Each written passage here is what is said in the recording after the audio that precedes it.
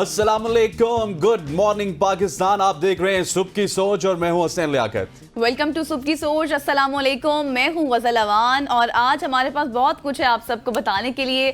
हमेशा की तरह हसनैन आपके पास बहुत सी स्टोरीज होती है, लेकिन आज मेरे पास भी बहुत सी स्टोरीज हैं। आज गजल तैयारी के साथ आई। हाँ, लेकिन उससे पहले मैं चाहूंगी आप कुछ बताएं। लेकिन आपने स्टोरी निकाली कहाँ से है? वीपीएन तो बंद है, इंटरनेट बंद है, इंटरनेट आ नहीं रहा और आप स्टोरीज निकाल के ले मेरा आती हैं। एक खुफिया, मैं आपको क्यों बताऊं, खुफिया जराए से मैंने स्टोरी निकाली है, वो मैं आपके साथ शेयर करूंगी।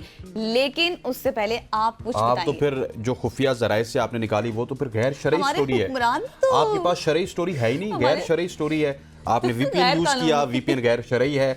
मोबाइल यूज किया, मोबाइल गैर शरई है। उसके बाद स्टोरी आपने निकाल ली, वो गैर शरई स्टोरी हो गई। और हमारे हुक्मरान भी तो गैर शरई काम करते हैं, तो फिर जैसे हुक्मरान वैसी आवाम। बिल्कुल ऐसे। लेकिन पहले मैं थोड़ा सा मौलाना तारिक जमील साहब के हवाले से आपको बता दीजिए। उनका कहना यह है कि अगर वीपीएन इस्तेमाल करना गैर शरई है तो फिर मोबाइल इस्तेमाल करना भी गैर शरई है। हाँ। फिर टीवी इस्तेमाल करना भी गैर शरई है। हर चीज ही गैर शरई, गैर कानूनी हो गई। गैर शरई है इस मुल्क में। फिर सूद भी गैर शरई है। तो बहुत अजीब व गरीब सी हरकतें हो रही है। लेकिन ये बताइएगा कि पिछले 1-2 दिन में आपने देखा होगा मोबाइल सर्विसेज जब डाउन है, आप जहाँ ऑफिस से घर जब ट्रैवल करती हैं, इंटरनेट उस तरह से नहीं आता जिस तरह की उसकी स्पीड थी, तो कैसा फील होता है? कहीं वीपीएन भी आपका चलता है या नहीं चलता? नहीं, मेरा तो कुछ भी नहीं चलता। मुझे ऐसा लगता है मेरा फोन बिल्कुल बंद है और मैं बस ऐसे ही चला रही हूँ। मैसेज हो रहे हैं, मैसेज भी नहीं सेंड होते, व्हाट्सएप पे भी मैसेज नहीं जाते। बस अगर कोई फोन कर दे तो ठीक, नहीं तो नहीं। You are not the only one. पूरे पाकिस्तान के साथ ऐसा हो रहा है। और कल सवाल से आगे में अलीना शिकरी के साथ ख्वाजा आसिफ साहब का क्या कहना था, ये उनसे उनकी बात सुनते हैं पहले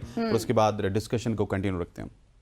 क्या आप इस्लामी नजरियाती काउंसिल के सरबरा मौलाना रागिब नईमी साहब के इस बयान से आप इत्तेफाक करते हैं कि वीपीएन का जो इस्तेमाल है, आप भी बहरहाल एक्स पे माशाल्लाह काफ़ी एक्टिव है, सब जो है वो इसका इस्तेमाल कर रहे होते हैं सोशल मीडिया सार्फिन, लेकिन इसका वीपीएन का जो इस्तेमाल है ये गैर इस्लामी उन्होंने करार दिया है। Would you agree? मैं वीपीएन इस्तेमाल करता हूं और करता रहूंगा। That is my comment. जी, आप सबने ये सुना है कि ख्वाजा आसिफ ने क्या कहा है और अलीना ने भी यही कहा कि क्या आप एग्री करते हैं, क्योंकि आप सब खुद भी इस्तेमाल कर रहे हैं। और उनके पास क्या जवाब था हम सब ने भी सुना और यकीनी तौर पर हमारे नाज़रीन ने भी सुना होगा कि वीपीएन का इस्तेमाल जिस तरह से गैर शरई करार दिया जा रहा है, ये मतलब बिल्कुल एक जिस तरह फतवे, और मौलाना तारिक जमील ने भी इस फतवे को गलत करार दिया है। लेकिन जो अलीना शिकरी का सवाल था कि रागिब नईमी ने इस हवाले से क्या कहा, तो पहले वो सुन लेते हैं, उसके बाद इस डिस्कशन को कंटिन्यू रखते हैं। जब हुकूमत इस बात को मुतय्यन कर देगी कि वीपीएन को रजिस्टर करवाया जाए, जब तक हुकूमत की तरफ से वीपीएन रजिस्टर करवाने की तारीख खत्म नहीं हो जाएगी, उस वक्त तक जो कोई भी वीपीएन को पॉजिटिव एक्टिविटी के लिए इस्तेमाल करता है, चाहे वो रजिस्टर्ड है चाहे वो गैर रजिस्टर्ड है, उस वक्त तक वो अलाउ है। लेकिन जब वो तारीख खत्म हो जाएगी तो फिर खास तौर पर जब हुकूमत ने ये फैसला कर लिया कि अब तमाम लोग रजिस्टर्ड वीपीएन के जरिए ही अपनी एक्टिविटी करेंगे, तो भले से वो हुकूमती ओहदेदार हो या एक आम आदमी हो, उसे बहरहाल रजिस्टर्ड वीपीएन के जरिए ही अपनी एक्टिविटी करनी चाहिए। मैं पहले ही अर्ज कर चुका हूँ। हाँ, जो साइट्स ममनुआ है, जिनको ब्लॉक किया गया है, जिनके बारे में ये बहुत कैटेगरी कह दिया गया है कि ये पाकिस्तान के अंदर नहीं चलेंगी, अगर कोई उन्हें करता है तो जाहिर बात है गैर कानूनी काम तो है ये। वाह वाह वाह वाह, क्या कहने, क्या कहने। उनके तो खुद ही बयानात मैच नहीं हो रहे थे कि अनरजिस्टर्ड रजिस्टर्ड यहीं पर फंसे हुए नजर आए। लेकिन बड़ा अजीब व गरीब सा है कि इस तरह के आप बयानात दे देते हैं उस मुल्क में बैठ के जहां पे सिर्फ ये इस्लामी जमहूरिया पाकिस्तान है। वेरी अनफॉर्चुनेट, हम किसी भी इस्लामी कानून को ना ही यहाँ पे बर्दाश्त करते हैं, उसकी इम्प्लीमेंटेशन नहीं होने देते। आप सूद की मिसाल ले लें, अल्लाह ताला ने कुरान में कहा है कि सूद एक जंग है, लेकिन हमारी गवर्नमेंट के लेवल पे हम आईएमएफ से हर 3 साल बाद सूद मांगने के लिए जाते हैं, कर्ज मांगते हैं, तो उसमें ह्यूज अमाउंट आपकी सूद की आपको वापस देनी पड़ती है। हमेशा जब भी कोई पीएम आता है उसकी पहली स्पीच में यही बात होती है कि ये हमारा आईएमएफ के साथ आखिरी प्रोग्राम होगा, लेकिन वो आखिरी नहीं होता, उसके बाद भी हम लोग प्रोग्राम्स में जाते हैं। बिल्कुल ऐसे ही आपके बैंकिंग का निज़ाम है, आपके जितने भी निज़ाम हैं, आप अपने कानून को देख लें, आप अपनी अदालतों को देख लें, आप पुलिस को देख लें, तमाम तरह जगहों पे कुछ ना कुछ लूप होल्स हैं। वो तो गैर शरई नहीं हुए, लेकिन जिस वीपीएन से गवर्नमेंट को प्रॉब्लम है वो गैर शरई हो चुका है, क्योंकि उस वीपीएन पे उनको कंट्रोल करना है, अवाम पे कंट्रोल करना है, सोशल मीडिया पे कंट्रोल करना है। इस वजह से वीपीएन को भी आप वो कंट्रोल करने की कोशिश करते हैं और इस तरह के बयानात के पीछे छुपते हैं। और एक मखसूस जमात के लिए सब कुछ आई थिंक सो बज़ाहिर यही लगता है कि किया जा रहा है, और हुकूमत जो फैसले खुद करती है उसके ऊपर खुद भी इम्प्लीमेंट नहीं करती, उनकी भी खिलाफ वर्जी करती हुई नजर आ रही है। फतवे तो लगा दिए जाते हैं लेकिन फिर उसके बाद इन फतवों की खुद ही खिलाफ वर्जी हुकूमत की जानिब से भी की जा रही है। बिल्कुल ऐसे, डेट इज़ वेरी अनफॉर्चुनेट। हमने कल भी इस हवाले से सेगमेंट किया था और आज हमने ये डिस्कशन करना ज़रूरी समझा क्योंकि इस वक्त पूरे मुल्क में ये जुबान ज़द आम है कि किस तरह से ये चीज़ें हो रही हैं। अब आगे बढ़ते हैं और आज आपके पास कोई स्टोरी थी वो पहले तो आप शेयर कीजिए। आज मेरे पास एक बहुत ही सबक आमूज और अच्छी कहानी है, अच्छी स्टोरी है, उसमें मैसेज है एक। अगर बात करें तो एक फैमिली है और फैमिली में बच्चे अपने फादर के साथ बैठे हुए हैं और बातचीत कर रहे हैं, मतलब मुसलसल फ़ोन इस्तेमाल कर। फादर उनके बैठे हुए हैं और वो देख रहे हैं कि उनके बच्चे जो है मुसलसल फ़ोन के साथ लगे हुए हैं।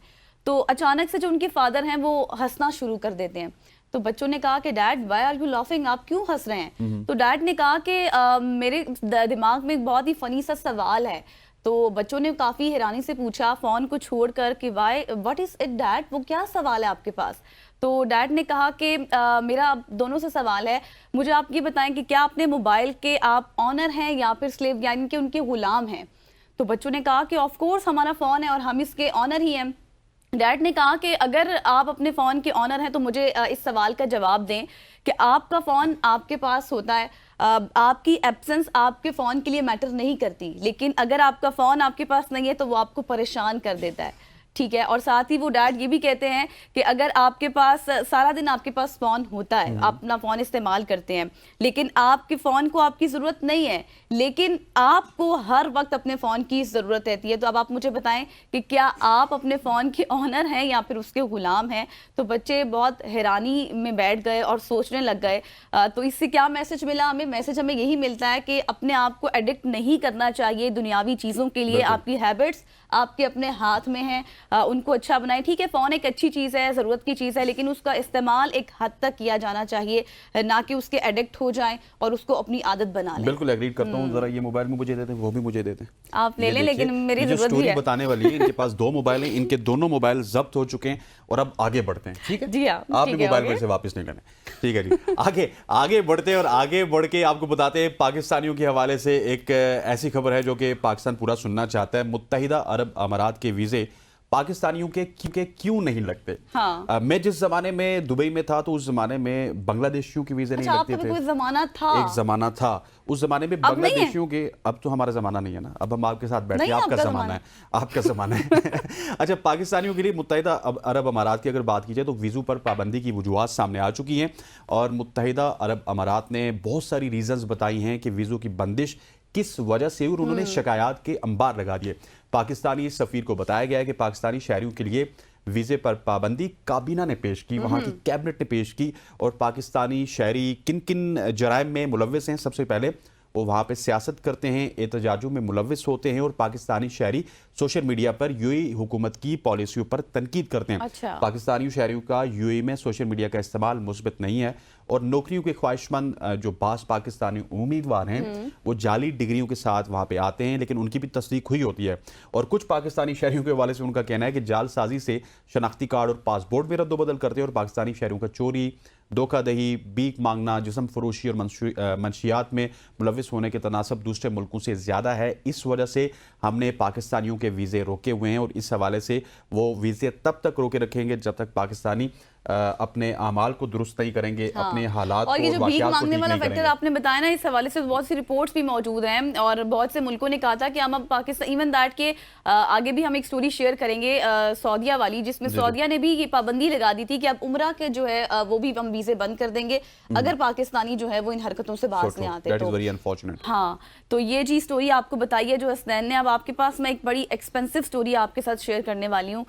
वो स्टोरी ये है कि आपकी अपने पेट्स की ग्रूमिंग तो करते होंगे, आपके घर में पेट्स वगैरह हैं? नहीं, अच्छा, शौक नहीं है। अच्छा, ठीक है। लेकिन कुछ लोग ऐसे होते हैं कि जो अपनी पेट्स की ग्रूमिंग करते हैं, लेकिन एक रेंज होती है, एक ट्रीटमेंट भी उनका होता है, ठीक है। लेकिन वसीम अकरम ने, हमारे जो लेजेंडरी क्रिकेटर थे, उन्होंने क्या किया कि वो तो खुद ही इस चीज़ का एतराफ़ कर रहे हैं कि पाकिस्तान के मारूफ क्रिकेटर वसीम अकरम ने ऑस्ट्रेलिया में अपनी बिल्ली के बाल कटवाने पर भारी फीस अदा करने का इंकशाफ आप किया है। इन अदर वर्ड ये कह रहे हैं कि लोगों को पाकिस्तान में चोना लगता है, लोग पाकिस्तान में लूटे जाते हैं, यहाँ पे स्ट्रीट क्राइम होता है लोगों के खिलाफ, लेकिन वसीम अकरम को स्ट्रीट क्राइम या फिर लुटने का जो सामना है वो ऑस्ट्रेलिया में हुआ। उन्होंने कहा है कि ये एक ऐसा तजुर्बा था कि जो उनके लिए काफी हैरान कुन था, और उन्होंने कहा कि मेरे लिए बहुत ज़्यादा मुझे हैरानी हुई है इस सारे तजुर्बे से, जिन्हें उन्होंने कहा कि मुझे लूट मार से जो है उन्होंने ताबीर किया कि मुझे लूट लिया गया है। बिल्ली के बाल कटवाने के लिए उनसे 1000 ऑस्ट्रेलवी डॉलर लिए गए हैं, जिसमें मतलब बहुत सी उसकी ग्रूमिंग थी, मतलब जो भी अपने पेट्स की ग्रूमिंग के लिए डॉक्टर्स वगैरह करते हैं तो उनसे इतने ज़्यादा खुश नसीब है। इसके ऊपर ना बहुत से सोशल मीडिया पर भी मीम्स चल रहे थे कि यार मुझे भी पेट होना चाहिए था, बहुत से लोग तो कहते हैं हमें भी बिल्ली होना चाहिए था। तो वसीम अकरम का कहना था कि उन्होंने ये सोचा भी नहीं था कि ऑस्ट्रेलिया में बिल्ली के हेयर कट पर इतनी ज्यादा रकम जो है वो खर्च करनी पड़ेगी उनको। काफी रॉयल ट्रीटमेंट हुआ है। वसीम अकरम भी वैसे हैरान हो गए। अगर यही पाकिस्तान में होता लोगों ने कहना था वसीम भाई कोई मसला नहीं है, हम वैसे 50,000 लेते हैं, 10,000 लेते हैं, आप फ्री चले जाइए। हाँ। लेकिन ऑस्ट्रेलिया में वो वर्ल्ड कप जीत के जाते हैं, उनको कोई घास नहीं डालता। हाँ। तो वसीम अकरम को किसी ने क्या पूछना था, लेकिन वसीम अकरम ठीक है, अल्लाह ने आपको दिया हुआ है तो $1000 आपका कभी कभार ऊपर नीचे हो जाए तो कोई मसला नहीं है। आगे बढ़ते जिस तरह गजल ने आपको बताया था कि पाकिस्तानियों के हवाले से अब गवर्नमेंट ऑफ पाकिस्तान ने, नॉट सऊदीया लेकिन गवर्नमेंट ऑफ पाकिस्तान ने एक सख्त उम्रा पॉलिसी मुतारिफ करवाने का ऐलान कर दिया, जिसके मुताबिक सऊदी अरब की अगर बात की जाए तो वहाँ पे भीख मांगने पर गिरफ्त को मजबूत किया जाएगा और भीख मांगने वालों के खिलाफ कार्रवाई की जाएगी। इस इकदाम का मकसद भीख मांगने वाले जो माफिया है उसको रोकना है, जो पाक सरजमीन में जाके वंस अगेन पाकिस्तान का इमेज खराब करते हैं। वज़ारत मजहबी उमूर ने इस हवाले से भिखारियों के खिलाफ सख्त इकदाम करने का फैसला किया है, जिसमें उम्रे के लिए रवानगी से कबल ज़ायरीन से बयान हल्फी लिया जाएगा कि वो भीख ना मांगने का वादा शामिल होगा। उसमें इस बयान हल्फी के खिलाफ वर्जी करने वालों को सख्त कार्रवाई का सामना करना पड़ेगा और भीख मांगने से रोकने के लिए उम्रा ज़ायरीन को सिर्फ ग्रुप्स में जाने की इजाज़त होगी, इनफरादी तौर पर आप नहीं जा सकते। और ज़राए ने आगे जाके ये भी इंकशाफ किया कि हुकूमत इस मसले को हल करने में बहुत ज़्यादा संजीदा है, क्योंकि भीख मांगने से सऊदी अरब के जो पाकिस्तान के साथ ताल्लुकात हैं उनको नुकसान पहुंच रहा है। और एजेंट मुबैना तौर पर शहरियों को भीख मांगने के मकसद से सऊदी अरब बेचते थे और फिर भीख के जरिए कमाई उसकी की जाती थी और उस रकम को जमा किया जाता था। ये एजेंट्स के जरिए होता था। हाँ, एजेंट्स को भी रकम दी जाती है। ये कल वही स्टोरी तो नहीं जो हमने कल भी शेयर की थी, जिसमें भिखारियों की एक बड़ी तादाद थी और उन्होंने जब अपनी दादी की 40वीं पे 1.25 करोड़ का खाना दिया था। ये वही भिखारी तो नहीं लगता? वही है, मुझे लगता है ये एलीट क्लास भिखारी जो है वो जाके मक्का मुकरमा में और यूएई में ऐसे काम करते हैं और इसी वजह से ये छोड़ के। लेकिन अब जो है ये पॉलिसी जो आपने बताई है ये काफी अच्छा इकदाम है कि इससे थोड़े से बाज आ जाएंगे भिखारी भी और पाकिस्तानी भी कि इस तरह की जाके हरकतें वो बाहर नहीं करेंगे। बिल्कुल ऐसे है गजल। यहाँ पर वक्त हुआ चाहता है एक शॉर्ट सी कमर्शियल ब्रेक का। ब्रेक लेते हैं, वापस आते हैं। स्टे विद अस।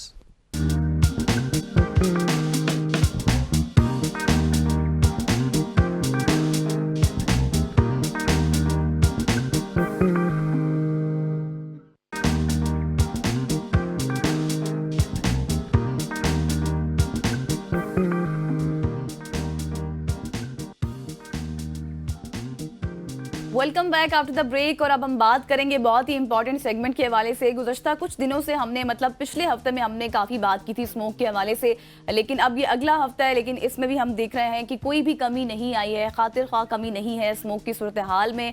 पंजाब और सिंध में स्मोक और धुंध से हद निगाह काफ़ी हद तक और शदीद मुतासिर भी हो चुकी है।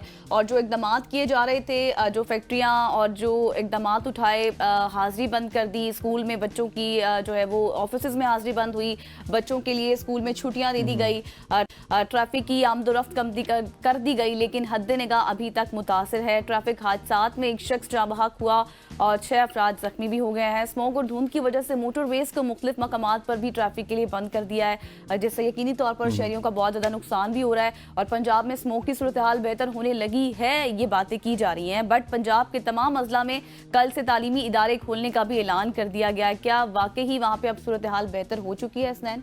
इस हवाले से आप मुझसे नहीं बल्कि अली नासिर से आप सवाल कर सकते हैं। लाहौर से हमारे नुमाइंदे अली नासिर मौजूद हैं। अली, आपको खुशामदीद कहते हैं, thank you so much for joining अस। आप गाए बगाए हमें स्मोक के हवाले से आगाह करते रहे। अब सिचुएशन थोड़ी सी क्लियर नजर आ रही है लाहौर में, मुल्तान में, फैसलाबाद में। एग्जैक्टली सिचुएशन है क्या? लाहौर से बताएंगे। जी हेलो जी अली नासिर बताइएगा। अच्छा, स्मोक की सूरत हाल गुज़श्ता 2-3 दिन से काफ़ी बेहतर हुई है, क्योंकि एयर क्वालिटी इंडेक्स इस वक्त की जो ताज़ा तरीन सूरत हाल के मुताबिक 201 है ये इस वक्त लाहौर का क्वालिटी इंडेक्स, लेकिन अभी भी अनहेल्दी है।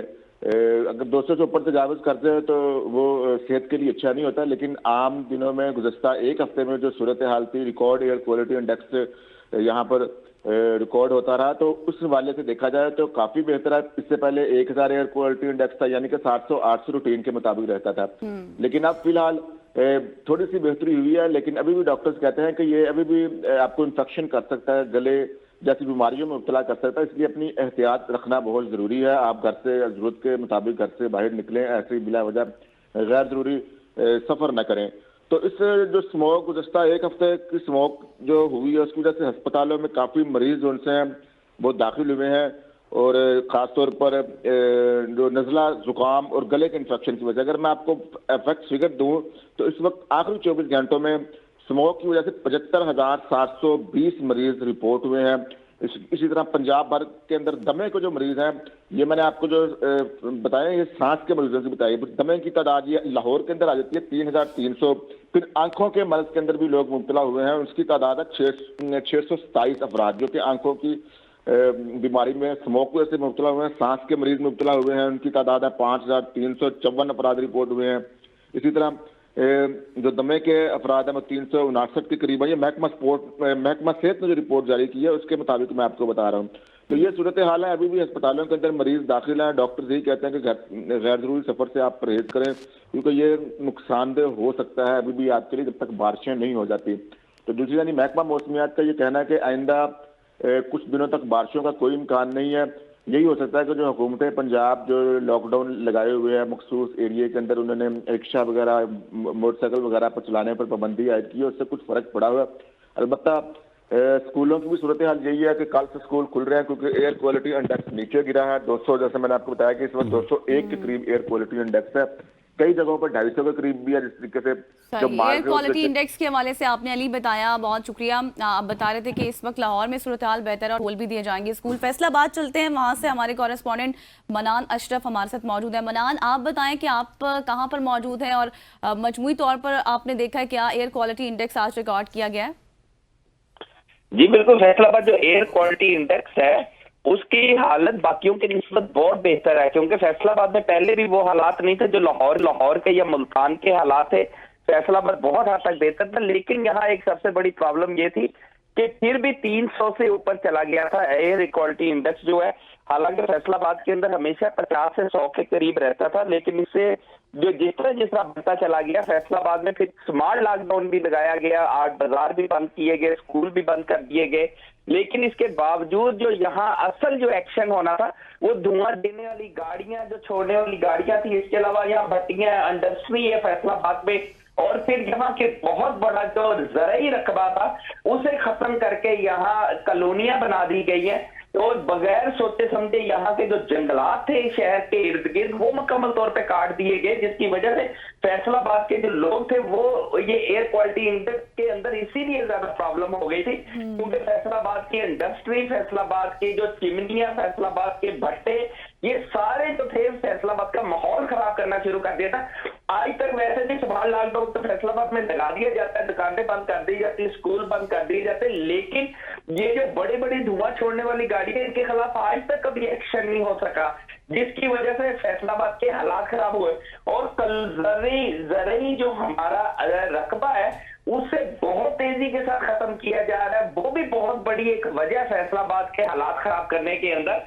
कम अज कम फैसलाबाद के इर्द गिर्द सारे देहात है, गाँव है, बड़ा अच्छा यहाँ का माहौल था, लेकिन इस टाइम के ऊपर इतने खतरनाक सूरत हाल हो गई है कि लोग बीमार पड़ना शुरू हो गए, गले की खराश। इसके अलावा लोगों को आप हॉस्पिटल के अंदर अगर देख ले तो यहाँ तकरीबन तमाम बेड जो इस टाइम फिल हो चुके हुए हैं। यहाँ 500 से ज्यादा लोग वो आए थे जो ये एयर क्वालिटी इंडेक्स के ये जो माहौलियात इसकी वजह से मुतासरीन थे, बच्चे बीमार हो गए थे, डॉक्टरों के पास रश लगा हुआ था, लोगों के पास ठीक हो गया। मनान अशरफ जो कि फैसलाबाद के हालात हमें बता रहे थे, के बाद जो हॉस्पिटल के हालात थे वो भी हमें बता रहे थे। अब रुख करते हैं मुल्तान का, जहां पर ब्यूरो चीफ अख्तर शेख साहब हमारे साथ मौजूद है। शेख साहब, सबसे पहले तो हम स्मोक के हवाले से आपसे पूछना चाहेंगे।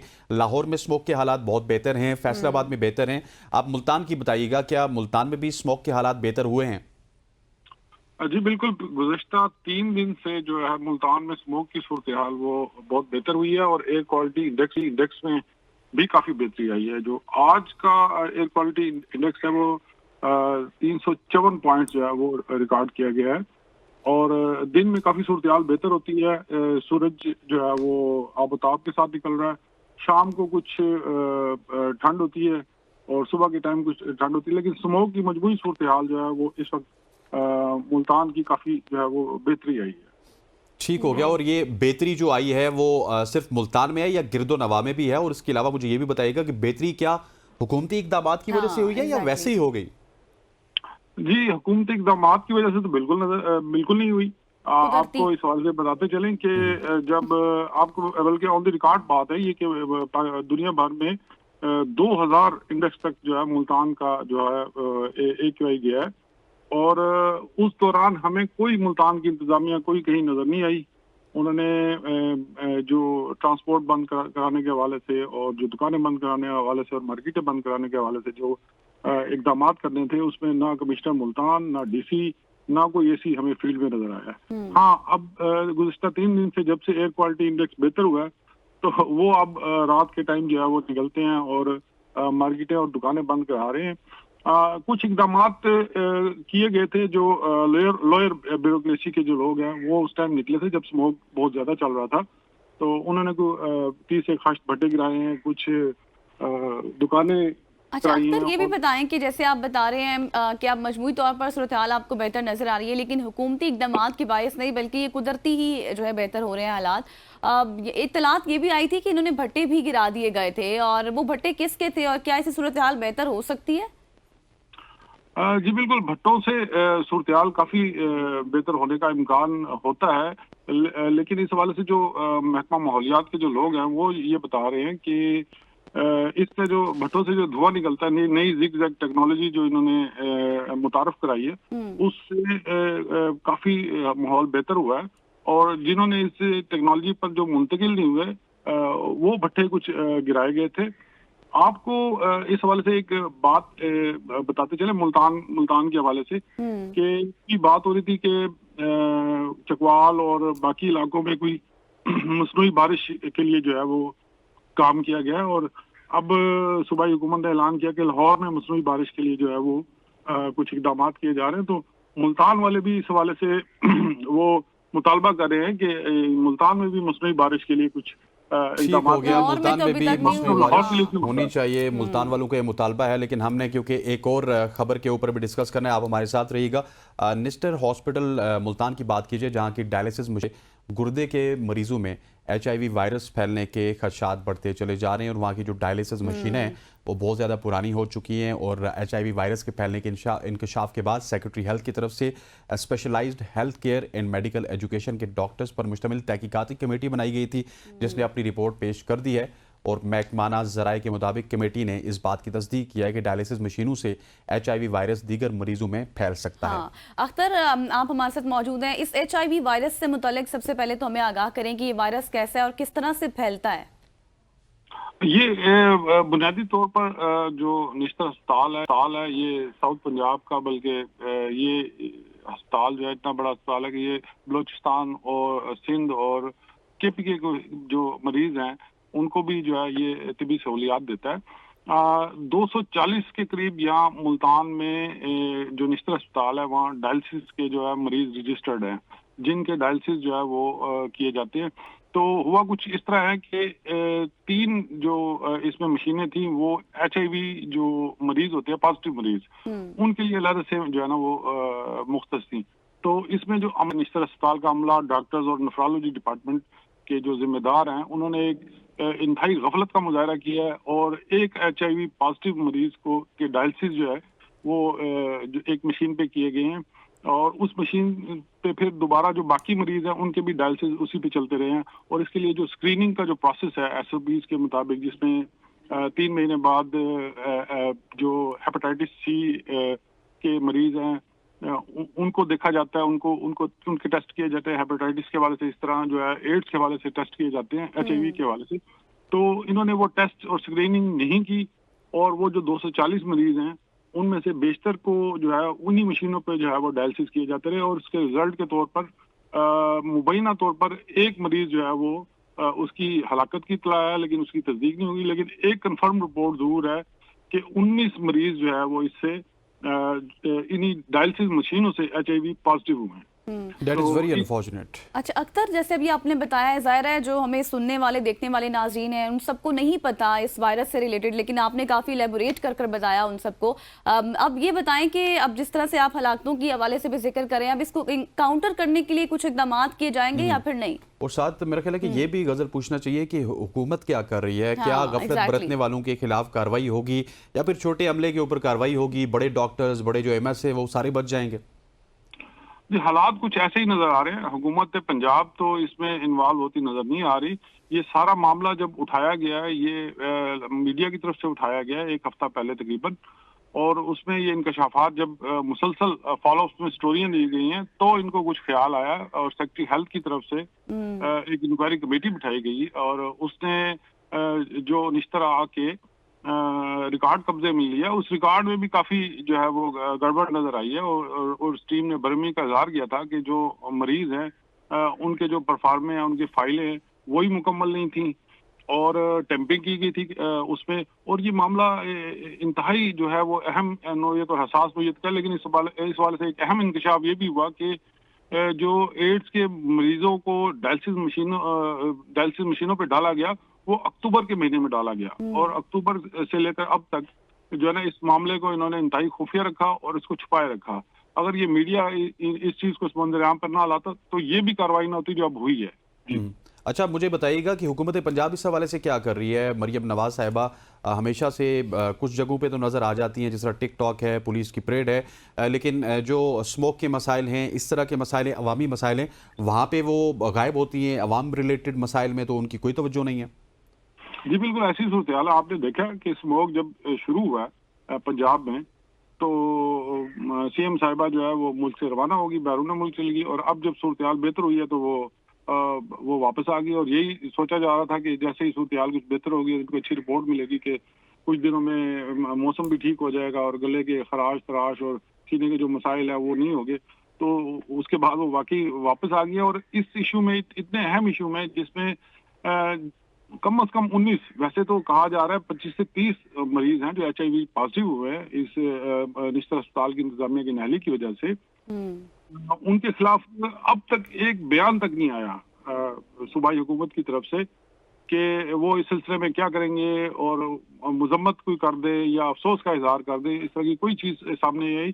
सेक्रेटरी सेहत ने भी एक्शन तब लिया जब जो हमारे साउथ पंजाब में सेक्रेटेरिएट के एडिशनल चीफ सेक्रेटरी हैं उनकी तरफ से नोटिस लिया गया और वहाँ विजिट किया गया। जब उन्होंने मीडिया में ये खबरें पढ़ी तो उन्होंने फिर इसको टेकअप करने के लिए कहा, तो उसके बाद ये सब कुछ हुआ। और अब जो बताया जा रहा है उसमें जो कमेटी बनाई गई थी इस मामले को प्रोब करने के लिए, उसने अपनी रिपोर्ट सेक्रेटरी हेल्थ को जमा करा दिया लाहौर में और उसमें MS को जिम्मेदार करार दिया गया है, इंचार्ज जो है नेफ्रोलॉजी वार्ड उसको जिम्मेदार करार दिया गया है, उसके साथ कुछ निचले अमले के 3 लोग हैं उनको जिम्मेदार करार दिया गया और इसी तरह ये मामला जो है ना वो खत्म कर दिया जाएगा। हालांकि इसमें जो मजीद कुछ करने की जरूरत है उसमें सबसे अहम काम तो ये करने की जरूरत है कि जो HIV पॉजिटिव मरीज हुए हैं उनको ट्रेस आउट करना चाहिए, उनकी फैमिलीज को चेक करना चाहिए कि वो मामला जो है वो आगे तो नहीं फैल गया। और इस हवाले से जो SOPs होते हैं खासतौर पे जो HIV पॉजिटिव मरीजों के होते हैं उस पर वो तो अब दंदनाते फिरे बेचारे। जाहिर है जिस तरह से आपने बताया अख्तर शेख कि अब इस वायरस के फैलने की भी खदशात ज़्यादा है। थैंक यू, आप इस मुतालिक हमें आगाह कर रहे थे तमाम तर डिटेल्स इस मामले की। और ये मामला और ये वायरस अब मजीद फैल भी सकता है और हुकूमत को चाहिए कि इसके हवाले से इकदाम ज़रूर करें। बिल्कुल ऐसी है। यहाँ पर वक्त हुआ चाहते हैं एक शॉर्ट सी कमर्शियल ब्रेक का, ब्रेक लेते हैं, वापस आते हैं। स्टे विद अस।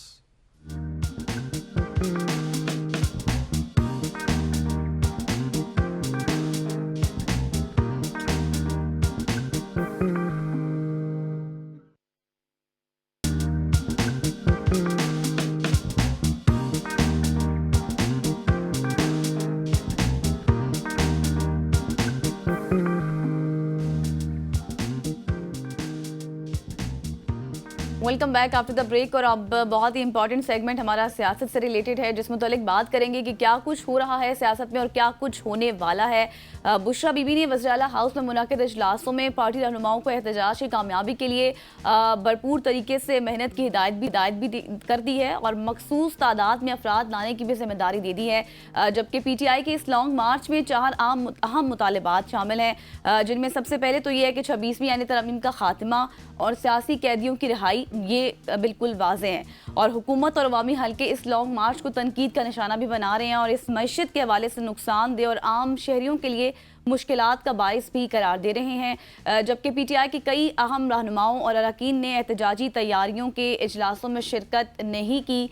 आतिफ खान हो गया, जुनेद अकबर समेत दीगर कई MNAs और MPAs ने वादे तौर पर अपनी अदम शिरकत की वजूहात भी बयान की हैं। बिल्कुल ऐसी इस तमाम तर टॉपिक पे बात करेंगे। हमारे साथ सेनेटर हुमायूं साहब मौजूद हैं पाकिस्तान तहरीक इंसाफ से। सेनेटर साहब, thank you so much for joining अस। सबसे पहले अगर एहतजाज की बात की जाए, एहतजाज इससे पहले भी पाकिस्तान तहरीक इंसाफ करती रही, लेकिन क्या डिफरेंट होगा इस दफ़ा? क्या आप अपने कारकुनान को इस दफ़ा भी मायूस करेंगे? इस दफ़ा आप डिटर्मिन हैं कि आपने आना है, धरना देना है और अपने मुतालबात मनवाने हैं? बिस्मिल्लाहिर्रहमानिर्रहीम, इय्याका नअबुदु व इय्याका नस्तईन। देखिए, ये जो धरना है या ये जो एहतजाज है, धरना तो नहीं एहतजाज है, इसकी जो बेसिस है, जैसे आप लोगों ने कहा है कि 26वीं तरामीम और कैदियों का, they are not the first two चीज़ें हैं। सबसे पहले जो वो है पाकिस्तान के अंदर इस वक्त डेमोक्रेटिक चीज़ें नहीं हो रही। वहाँ पे जो लोगों का जो मैंडेट था, जिस तरीके से उसको चुराया गया है, उस मैंडेट को वापस करना है। और उसकी एक सबसे बड़ी मिसाल ये है कि फाफन ने कल अपने एक सर्वे में बताया है कि मतलब इस्लामाबाद और लाहौर, ये पंजाब जो है, जो कि मेन हब है, जहाँ पे वो है 150 केसेस में से सिर्फ 5 या 6 केसेस, 2 या 3% या something like that in a very single digit, उन केसेस का हुआ है, बाकी कोई केस नहीं हुआ है। और ये वो है जहाँ पे आपके 80% ऑफ जो हम कह रहे हैं केसेस जो कि पाकिस्तान तहरीक इंसाफ के, वो वहाँ पे इस वक्त पेंडिंग है और उनको बिल्कुल नहीं सुनवाई हुई। तो दैट मीन्स नंबर 1, पाकिस्तान में इस वक्त इंसाफ नहीं है।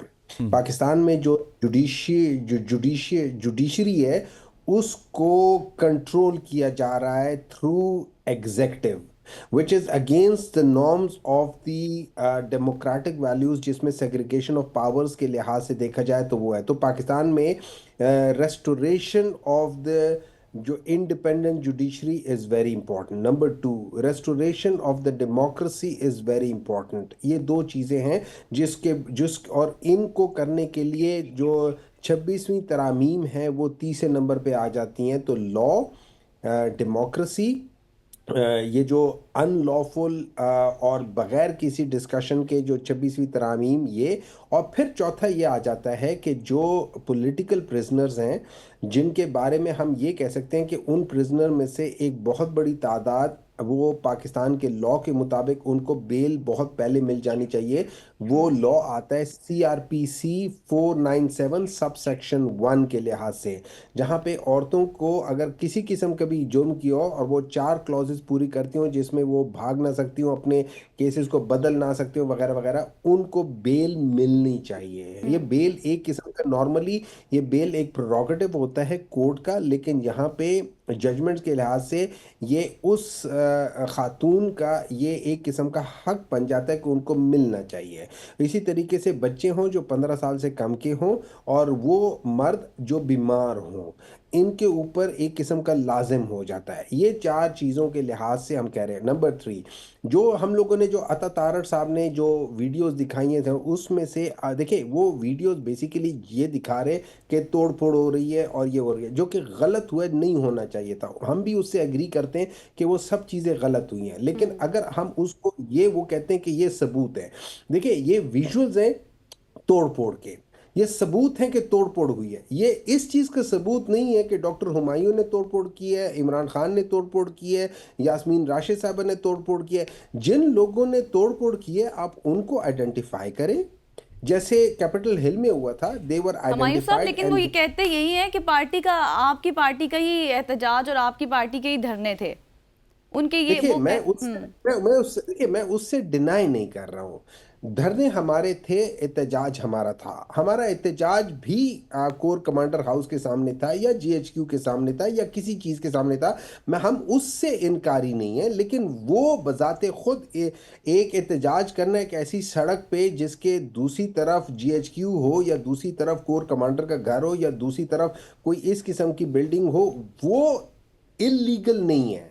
वो एहतजाज इलीगल नहीं है। हाँ, वहां पे तोड़ फोड़ घेराव जलाओ वो इलीगल है। अब वो घेराव जलाओ किसने किया है, उन लोगों को आइडेंटिफाई करें, उनको पकड़े, आपको पता चलेगा। उसमें हमारा मौकफ ये है कि उसमें जब आप उनको पकड़ के उनकी आइडेंटिफिकेशन करेंगे तो वो पीएमएलएन के ही अपने लोग निकल आएंगे।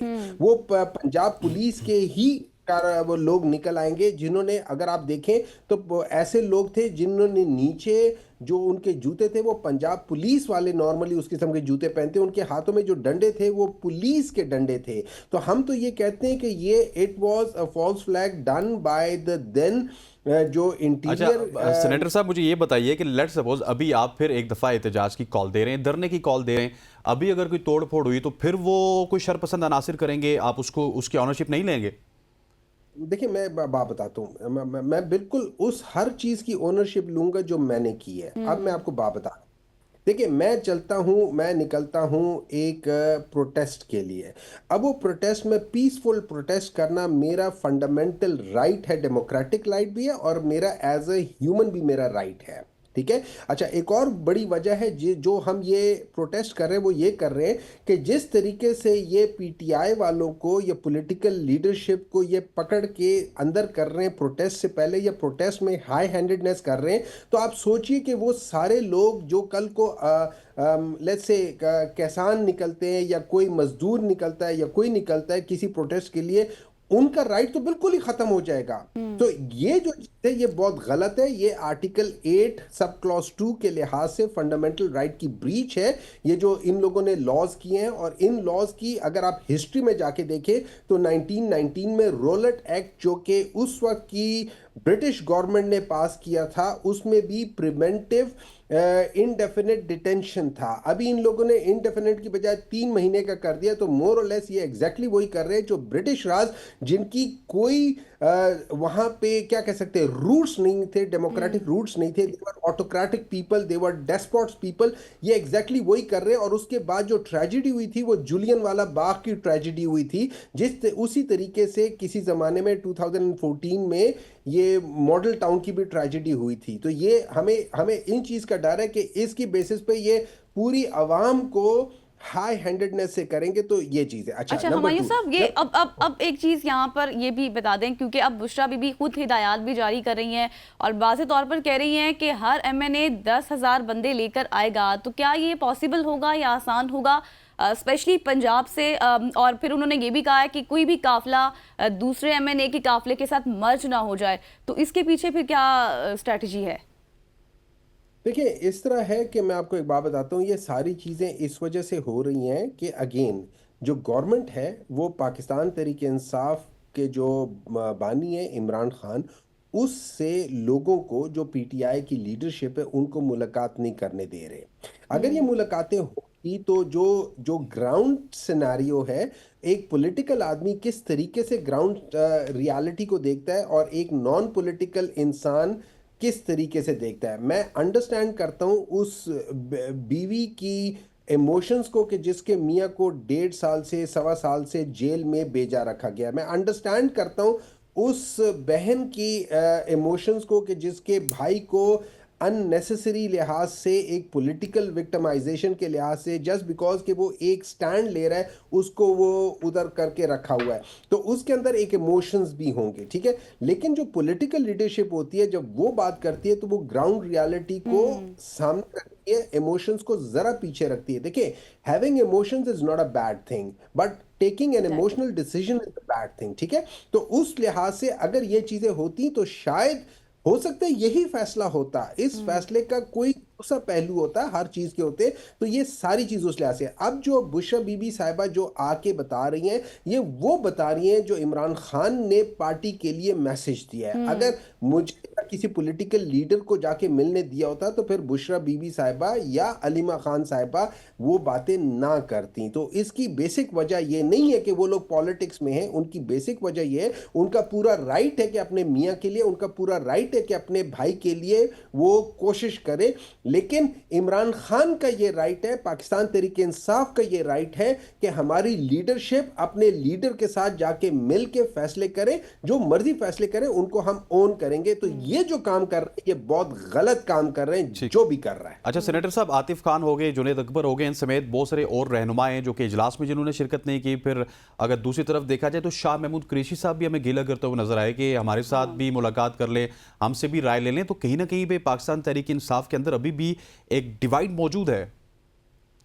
देखिए, मैं इसको डिवाइड नहीं कहूँगा, मैं इसको डिफरेंसेस ओपिनियन कहूँगा। और मैं जो शाह महमूद साहब कह रहे हैं, मैं उसको पाकिस्तान तहरीक इंसाफ की एक सिग्निफिकेंट ओवरलुकिंग कहूँगा, जो कि नहीं होनी चाहिए थी। मैं 100% एग्री करता हूँ शाह महमूद कुरैशी साहब के बयान के लिहाज से कि ठीक है, इमरान खान साहब भी जेल में हैं, लेकिन at the same time Shah Mahmood साहब भी हैं, उनसे बात की जाए। अगर इमरान खान के ऊपर बहुत ज़्यादा इन लोगों ने वो कंसंट्रेट किया हुआ है कि उसको तो हमने, क्योंकि वो बंदा इनके काबू में नहीं आ रहा, तो ठीक है, आप शाह महमूद साहब से मिल ले, उनसे भी डिस्कशन कर लें। So I 100% agree with that, and that was a part that we overlooked and we should not have done that thing. So I totally agree with that thing. लेकिन ये सारी चीज़ें जो है ना, ये डिफरेंस ऑफ ओपिनियन या आतिफ खान या जो भी हैं, ये अगर नहीं आते, वो that could be a difference of opinion, that could be a difference of opinion in terms of कि हम कैसे करें। देखिए, हर एक काम करें, वो कहते हैं there is more than one way of skinning a cat. ठीक है, आपने कुछ काम करना है, आपने बिरयानी पकानी है, तो उसके मुख्तलिफ तरीके हैं। उनमें अगर आप उसमें नमक पहले डाल देते या नमक बाद में डाल दें, या कुछ चीज़ ज़रा पहले डाल दें और बाद में डाल दें, उससे पूरा एरोमा बदल जाता है। ठीक है, तो उस लिहाज से हो सकता है उनका पॉइंट ऑफ व्यू ज़रा डिफरेंट हो। उनका ये पॉइंट ऑफ व्यू हरगिज़ नहीं है कि एहतजाज नहीं करना चाहिए। उनका पॉइंट ऑफ व्यू ये होगा कि एहतजाज इस तरीके से करो या उस तरीके से करो, ये पॉलिटिक्स में बड़ी आम होती है। मैं आपको मिसाल देता हूँ, हम लोग तो चलो इस वक्त हमारे लीडरशिप जो है ना जेल में है, उससे मिलने नहीं दे रहे। मरियम नवाज तो वहाँ सीएम बैठी हुई ना, उनके वाले साहब वहाँ पे पार्टी के प्रेसिडेंट हैं, उनके जो चचा हैं वो प्राइम मिनिस्टर है। पंजाब में फॉरवर्ड ब्लॉक बन रहा है। देखिए, ये डिफरेंस ऑफ ओपिनियन वो कोई बड़ी बात नहीं है, वो ठीक हो जाएंगे। उनको 2-3 इधर उधर कोई सुनू के उनको वापस ले आएंगे बाय फोर्स और बाय व्हाटएवर इट है, वो कर लेंगे। लेकिन ये चीजें हर एक पॉलिटिकल पार्टी में चल रही होती हैं, ये डिफरेंसेस ऑफ ओपिनियन होते हैं। और मजे की बात ये जितने लोग फॉरवर्ड ब्लॉक बना रहे हैं, ये वो लोग हैं जो मियां नवाज शरीफ जो मियां शहबाज शरीफ के साथ थे। आज चूंकि मरियम नवाज है, वो समझते हैं कि ये मियां नवाज शरीफ की टीम है, तो वहां पे दो भाइयों के दरमियान में अब ये सटल चीजें चलती रहती हैं, और लोग इसको शय भी देते हैं, लोग इसको रोकते भी हैं। This is kind of internal politics which is more dirtier than the. अच्छा हुमायूं साहब, अब आपने फॉरवर्ड ब्लॉक के हवाले से तो बात कर दी है, लेकिन अब हमारे साथ कुछ हुकूमती रहनुमा भी कल भी मौजूद थे, इससे पहले भी मौजूद थे, तो उनकी जानिब से ये कहा गया कि हुकूमत हमेशा से पहला स्टेप लेती है, बातचीत करती है, मुज़ाकरात में आगे बढ़ती है, लेकिन मामला पीटीआई की जानिब डाल दिया गया कि वो नहीं आती। आप नहीं समझते कि अब एक मॉडरेट सोल्यूशन होना चाहिए, मुज़ाकरात होने चाहिए, टेबल टॉक होनी चाहिए? देखें, बिल्कुल टेबल टॉक होने चाहिए उन्हें। अब तरीका क्या है, मैं एज अ पाकिस्तान तहरीक इंसाफ, मैं इस हुकूमत को नहीं मानता कि ये हुकूमत एक गलत तरीके से आई हुई है, और मेरा ये मौक़िफ़ है। फेयर एनफ, मैं आपसे बात नहीं करना, ठीक है, आप हुकूमत में हो, आप पावर में हो, आप एक काम करो ना, आप वो काम करना शुरू कर दो जो काम करने से मुझे ये समझ आए कि यार ये लोग जितना मैं बुरा समझता हूँ या जितना मैं इनको घटिया समझता हूँ, ये उतने नहीं है, ये मतलब कुछ काम सही भी बिल्कुल कर रहे ठीक कहा आपने सेनेटर साहब। जिस तरह आप कह रहे हैं कि हुकूमत को भी कुछ न कुछ जज्बा खैर सगाली के तहत आपको राजी करना होगा, अपने हथकंडों से पीछे हटना होगा। सेनेटर हुमायूं साहब हमारे साथ मौजूद थे, पाकिस्तान तहरीक इंसाफ का नैरेटिव हमारे साथ शेयर कर रहे थे। यहाँ पर वक्त हुआ चाहता है एक शॉर्ट सी न्यूज़ ब्रेक लेते हैं, वापस आते हैं। स्टे विद अस।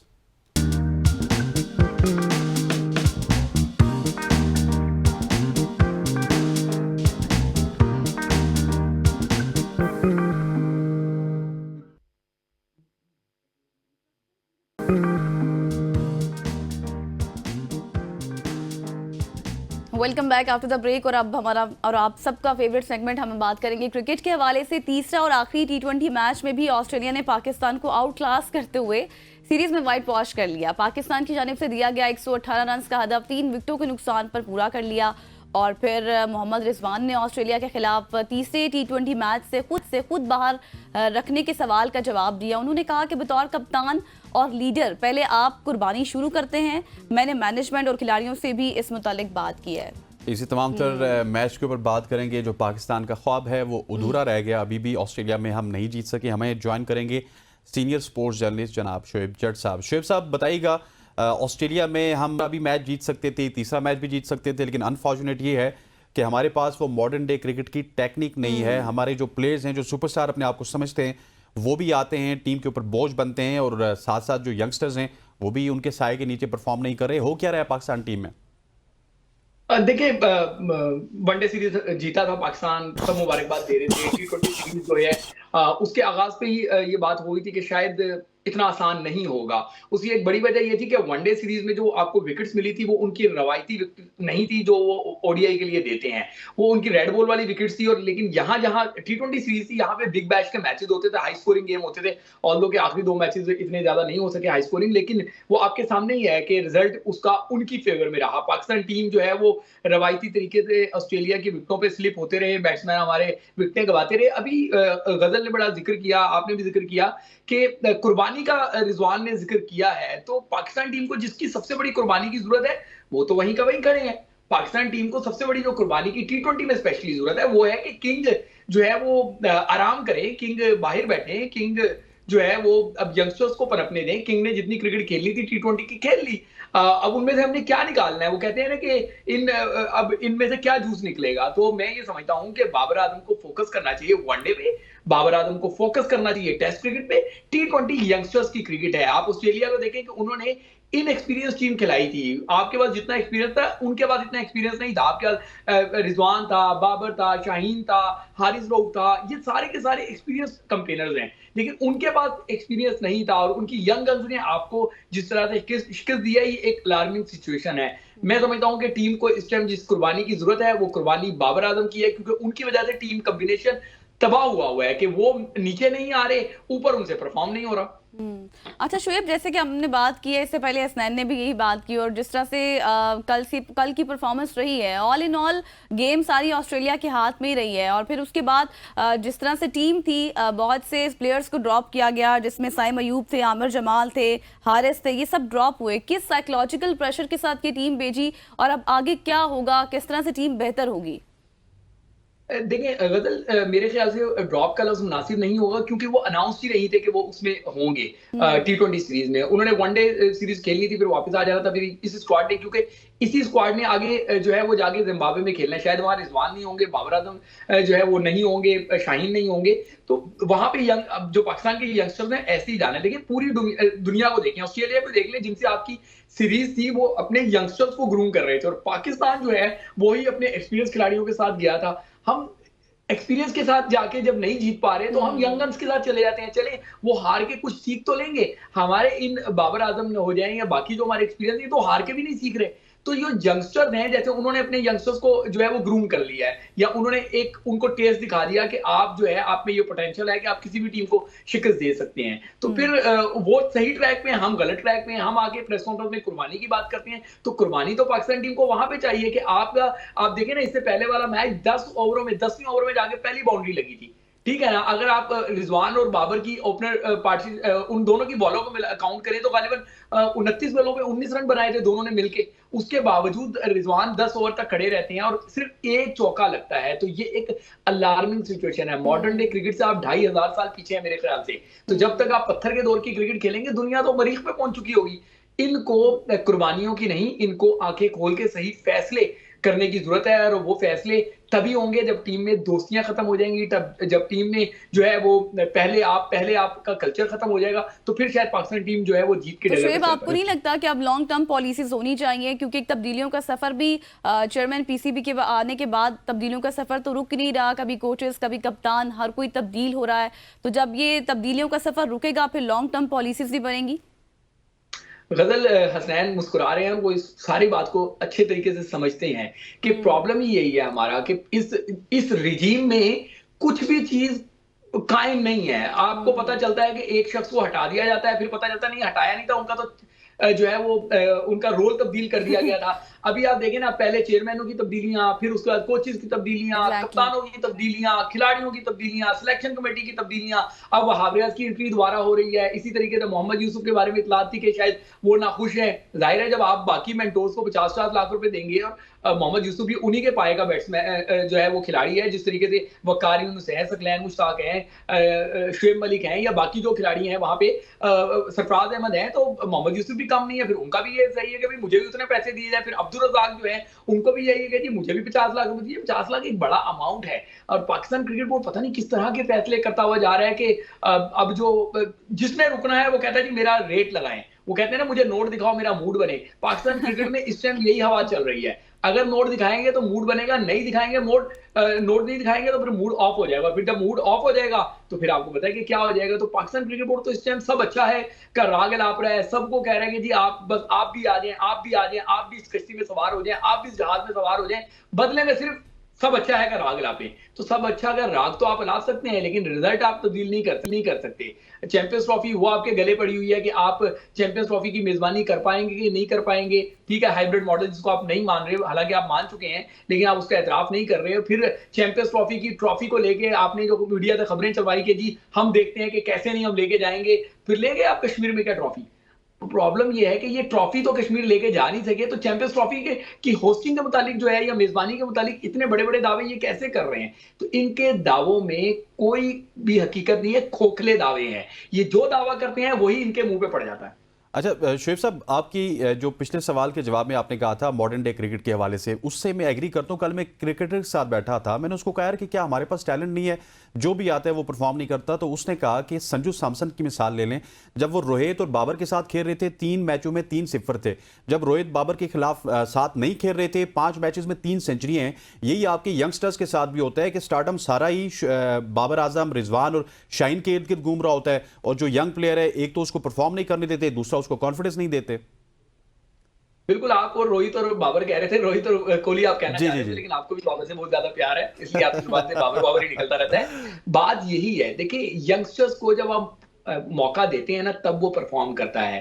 अब आप देखें यही साइन जब बाबर या रिजवान के साथ आ रहा था तो उसका रंग क्या था और अब उसका रंग आपने देखा कि किस तरीके से वो नजर आया। यहाँ पे यंगस्टर्स को आपको मौका देना होगा। जब यंगस्टर्स को आप कहेंगे जाओ करके दिखाओ तो वो फिर करके दिखाएंगे। हसीबुल्ला ने थोड़ा सा हाथ खोला था, वो आपको नजर आ रहा था। इरफान नियाजी ने नीचे से आगे परफॉर्म किया, वो आपको नजर आ रहा था। तो जब तक हम अपने यंगस्टर्स को ग्रूम नहीं करेंगे तो यंगस्टर्स आगे कब बढ़ेंगे। और यंगस्टर्स ग्रूम कब होते हैं, तब होते हैं कि जब सीनियर्स जो है वो बेंच पे बैठ के मैच देखे और यंगस्टर मैदान में उतर के मैच खेले। यहाँ पे तो सीनियर्स जो है वो उतरते ही नहीं है। अगर कल जब सीरीज खत्म हो चुकी थी, अगर रिजवान बाहर बैठे हैं तो फिर उसको कुर्बानी का नाम देना, किस बात की कुर्बानी भाई, कोई कुर्बानी नहीं है। That is the rotation policy होनी चाहिए। अब प्रॉब्लम यह है कि आप देखें कि नायब कप्तान उसको बनाया गया है जिसकी T20 में नजर नहीं आ रहा, कि लग नहीं रहा, अभी तक जस्टिफाई नहीं हो रही कि उनकी जगह बनती है। इसी तरीके से रिजवान की अपनी अहलियत पे भी उंगलियां उठ रही हैं। बड़े अच्छे इंसान है, मैं उनकी कदर करता हूं, लेकिन जो हम क्रिकेट की बात कर रहे हैं, क्या रिजवान की T20 में जगह बनती है। मॉडर्न डे क्रिकेट में टीमें आप देखें ना, ऑस्ट्रेलिया ने 3 ओवर में, अगर मैं गलत नहीं, 3.4 ओवर में उन्होंने 50 कर लिए थे और आपकी टीम जो है वो उसी मैच में 10 ओवर में जो है वो पहला चौका मार रही थी जाके। तो बाबर और रिजवान दोनों की जगह T20 में बड़ी मुश्किल बनती है। अच्छा, जब बाबर रिजवान के साथ शुएब साहब एक ऐड कर ले, सलमान अली आगा को भी, उनकी भी जगह मुझे T20 में बनती हुई नजर नहीं आ रही। कल अहमद शहजाद साहब का एक जुमला आपको बताता चलूं, इसके ऊपर कमेंट कीजिएगा। अहमद शहजाद साहब ने कहा कि बेसिकली कल भी दोस्ती यारी चल रही थी, रिजवान ने खुद अपने आप को बैठा दिया और बाबर आजम से ओपन करवा लिया और ये जस्टिफाई किया कि आपने दोस्ती यारी में हमें प्रोटेक्ट किया था, अब हम आपको प्रोटेक्ट कर रहे हैं। देखिए बात यही है, अहमद शहजाद कोई गलत बात नहीं कर रहे, बात को समझने की जरूरत है भाई। जब आपको पता है कि सीरीज आपके हाथ से निकल चुकी है, ठीक है ना, फिर आप बाबर को सिर्फ फॉर्म दिलवाने के लिए मुसलसल खिलवाएं, बाकी यंगस्टर जो बेंच पे बैठे हुए उनको मौका देना। जो नेचुरल ओपनर है वो नेचुरल ओपनर है। आप नेचुरल ओपनर को नीचे भी खिला देते हैं, नीचे वाले को ऊपर आपने रखा हुआ है, और वो वहां पे उसमें क्या होता है कि एक गुगली कोई भी बॉलर आता है, जैम्पा तो फिर बड़ा नाम है, कोई आम सा भी बॉलर गुगली आता है तो आपके जो किंग है उनके हाथ पांव फूल जाते हैं। अब तो मैं ये कहने लग गया हूं कि जैसे ही समझो गुगली मींस के बाबर की विकेट, ये लतीफा नहीं है, ये हकीकत है। आप देखें जब जब गुगली पड़ती है हमको समझ ही नहीं आता, सही है ना। अब तो जब ऐसे आप करेंगे, मौके देंगे, तो फिर कुर्बानी का नाम ना दें। आप ये कहेंगे आप आंखों में धूल झोंक रहे हैं, धूल झोंकने से क्रिकेट आगे नहीं बढ़ेगी। सही। अच्छा शुएब, जैसे अब ये तो हमने बहुत सी बातें की, आपने कहा कि हम बहुत पीछे हैं मॉडर्न क्रिकेट के हवाले से भी, कल की कारकर्दगी से मुतालिक भी हमने बात की। आकिब जावेद के हवाले से आपके क्या कमेंट्स हैं? उनको जो अब जिम्मेदारी दे दी गई है सिर्फ 90 दिन के लिए, कोई मुस्तकिल क्यों नहीं है, क्या समझते हैं? देखिए पाकिस्तान क्रिकेट में इस क्रिकेट बोर्ड में कुछ भी मुस्तकिल नहीं है और कुछ भी हरफ आखिर नहीं है। वहाब रियाज का जब इनिंग खत्म हुई थी तो आप देखें सबके बाद में कैसे थे, और अब चेयरमैन कहते हैं वो कहीं गए थोड़ी थे। हमें भी बताया गया वो कहीं नहीं गए थे, उनको भिजवा के कोर्स करवाया गया, फिर उनको वापस लाया गया। अब बात सुने, उनको चैंपियंस कप में फिट किया गया है। चैंपियंस कप के 5 मेंटोर पहले से मौजूद है, वहां पे एक वहाब रियाज भी अब आ गए। इसका मतलब है कि कोई एक वहां से जाने वाला है, जाने नहीं जा रहा तो फिर इसका मतलब है कि कोई रोल तब्दील होने जा रहा है। पैसों पे कोई कंप्रोमाइज नहीं कर रहा। ये 50 लाख जो है ना वो गले पड़ गया है। क्रिकेट बोर्ड के अंदर जो लोग काम कर रहे हैं वो कहते हैं, जो बड़े नाम है वो कहते हैं जी हमारा क्या मसला है कि आप हमें जो है 12-13 हजार में और 12-13 लाख में कर रहे हैं और इनको 50 लाख रुपए दे रहे हैं। अब पैसों का पड़ रहा है। और मेंटोर कितने सीरियस हैं कि इवेंट चल रहा होता है वो टीमें छोड़ के अमेरिका की यात्रा पे चले जाते हैं। पाकिस्तान क्रिकेट का मैस हुआ है, तमाशा बना हुआ है। ये सिर्फ जो है ना लाली पाउडर लगा के, सुर्खी पाउडर लगा के इन्होंने मेकओवर किया हुआ है। जब इनके चेहरे धुलेंगे, बारिश बरसेगी तो पता चलेगा कि पीछे कितना जो है वो भयानक चेहरा इन्होंने छुपा रखा था। अभी जो इन्होंने कल फैसला कर लिया है कि डिपार्टमेंटल जो क्रिकेट है वो जो डिपार्टमेंट होगा प्राइवेट, वो 30 लाख रुपए जो है वो ईयरली फीस देगा और 35 लाख रुपए एफिलिएशन के देगा। 65 लाख रुपए कौन सा डिपार्टमेंट देगा? फिर कह रहे हैं कि हर प्लेयर की तनख्वाह मिनिमम 50,000 रुपए रखेंगे, 3 साल के लिए ग्राउंड होगा, पता नहीं क्या क्या उसमें शराइत हैं। तो डिपार्टमेंट्स तो आएंगे नहीं। जब डिपार्टमेंट्स नहीं होंगे तो लड़के तो बेरोजगार हो जाएंगे, या लड़कों को नई अपॉर्चुनिटीज नहीं मिलेंगी। पाकिस्तान क्रिकेट नीचे से लेके ऊपर तक तबाह हुई है। पहले अंडर 19 क्रिकेट इन्होंने ऑन गोइंग टूर्नामेंट खत्म कर दिया। अब कल जो है इन्होंने विमेंस टूर्नामेंट जो है वो ऑन गोइंग टूर्नामेंट, 3-3 गालिबन मैचेस हुए हैं, 4-4, और उसके बाद वो टूर्नामेंट एकदम खत्म कर दिया। जब टूर्नामेंट खत्म हो गया तो अब कैसे इवेलुएट होगा, कैसे आप अगले जो टीमें आपने बनानी है तो इवेलुएट कैसे होगा जब उन्होंने मैचेस ही नहीं हुए, परफॉर्म ही नहीं किया। अंडर 19 में भी यही हुआ कि अंडर 19 का टूर्नामेंट इन्होंने स्टार्ट हुआ, खत्म कर दिया, तो उसके बाद ये हुआ कि अब अपनी मनपसंद के लड़के बुलाए और उनसे एक टीम बना दी। फिर वो टीम बना दी जो अफगानिस्तान से 100 रन से हार गई। ये पाकिस्तान क्रिकेट बुरे तरीके से जो है वो तबाही से दो चार है।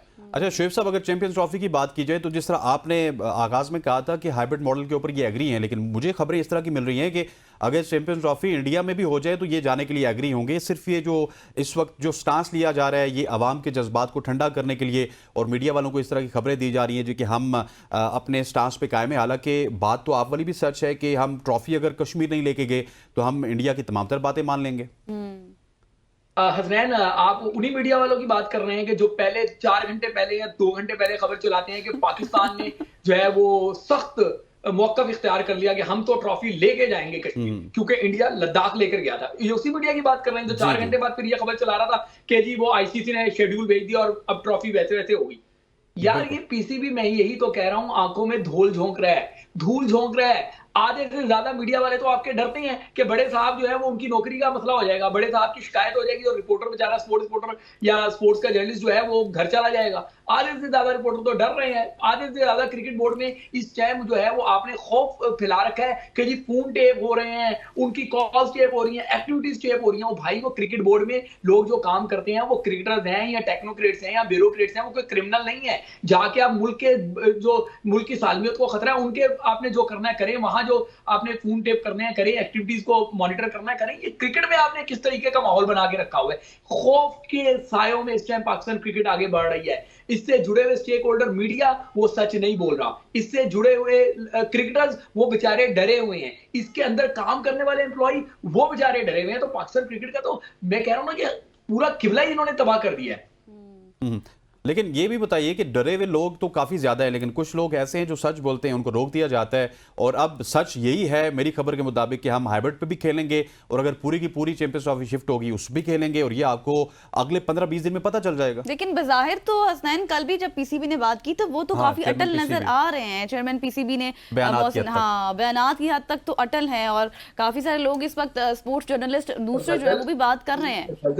गजल आपकी गोई गुजारी यही तो कर रहा हूँ कि वो वही अटल है जो कह रहे थे कि हम जो है ना ट्रॉफी नहीं है ना सिर्फ मौकफ ले लिया।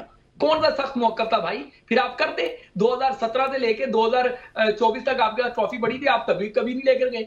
ये कभी भी नहीं करते। माजी में भी बहुत सारी मिसालें हैं, बहुत सारी मिसालें हैं ऐसी, और इस क्रिकेट बोर्ड की भी ऐसी ऐसी मिसालें हैं कि इंसान सर पकड़ के बैठ जाए कि ये एक तरफ क्या बयान देते हैं, दूसरी तरफ ये जो है वो पैर पकड़ रहे होते हैं जाके। इतना बड़ा फाइनेंशियल लॉस ये बर्दाश्त ही नहीं कर सकते। ये जो है ना बैंकरप्सी के करीब चला जाएगा क्रिकेट बोर्ड। पैसा जो था वो तो निकाल दिया स्टेडियम्स के नाम पे, अब जो नया पैसा चाहिए तो वो इवेंट होगा तो पैसा मिलेगा ना। जो हसनैन की बात है कि अगर जेशा ने अपनी आई पे आ गया और जेशा ने कहा जी चैंपियंस ट्रॉफी, क्योंकि बाकी ममालिक से अगर आप मुलाकातें कर रहे हैं जाके कि इंग्लैंड और वेल्स क्रिकेट बोर्ड के आप उनके सरबराहान से मिल रहे हैं, तो जेशा भी तो मुलाकातें करवा रहा होगा ना। बीसीसीआई वाले भी काम कर रहे हैं, सब जगह ये मामला चल रहे हैं। अगर ये चैंपियंस ट्रॉफी पाकिस्तान से चली गई तो मैं आपको लिख के देने के लिए तैयार हूं, पाकिस्तान में अगले आने वाले 15-20 साल कोई बड़ा इवेंट नहीं होगा। इसलिए अकलमंदी यही है कि हाइब्रिड मॉडल को जैसे आपने एक्सेप्ट किया हुआ है वैसे उसको होने दे। बस उसमें स्मार्टनेस से कोशिश करेंगे 7 टीमें यहाँ पे खेल लें, सिर्फ एक इंडिया बाहर खेले। अगर आप जिद पे अड़े रहेंगे चैंपियंस ट्रॉफी तो जाएगी, कहीं क्रिकेट बोर्ड ही ना कंगाल हो जाए। ठीक हो गया। सीनियर स्पोर्ट्स जर्नलिस्ट शोएब जट साहब हमारे साथ मौजूद थे, जो कि क्रिकेट के मामला इन डिटेल कन्वर्सेशन कर रहे थे। जी हाँ, और बता रहे थे कि अब जो है वो अगर हो जाता तो ठीक, वरना नुकसान तो दोनों तरफ ही है। यहाँ पर वक्त हुआ एक ब्रेक का, स्टे विद अस।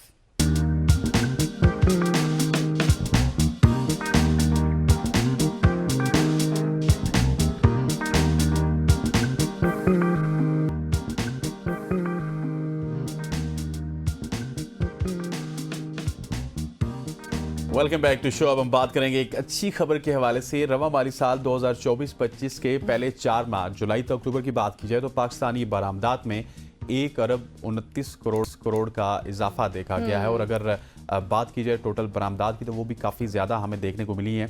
और ये जो 1 अरब 29 करोड़ का इजाफा है, इसके साथ हमारी बरामदात 10 अरब 88 करोड़ डॉलर से तजावुज़ कर गई है। मतलब कि हम 10 अरब की चीज़ें एक्सपोर्ट कर रहे हैं। इस दौरान टेक्सटाइल 6 अरब डॉलर और खुराक 2 अरब 36 करोड़ डॉलर की एक्सपोर्ट हुई। और पाकिस्तान का टेक्सटाइल शोबा मजमूई बरामदात में दीगर तमाम शोबों से सरफरिस्त और एक माह में टेक्सटाइल शोबे की बरामदात से 1.6 अरब डॉलर का ज़ेर मुबादला कमाया गया। अक्टूबर में टेक्सटाइल शोबे की बरामदात में सालाना 13.11% इजाफा रिकॉर्ड किया गया। ये बहुत अच्छा जी खबर है, क्योंकि हमारी एक्सपोर्ट्स में इजाफा हुआ है। अब हमारे रिपोर्टर, हमारे कॉरेस्पोंडेंट शाहिद अजमल भी हमारे साथ मौजूद है, उनसे तमाम तर डिटेल्स शायद बताएगा रिपोर्ट पे मजीद क्या बताया गया है, कौन कौन से शोबे में जो है वो एक्सपोर्ट्स बढ़ी हैं।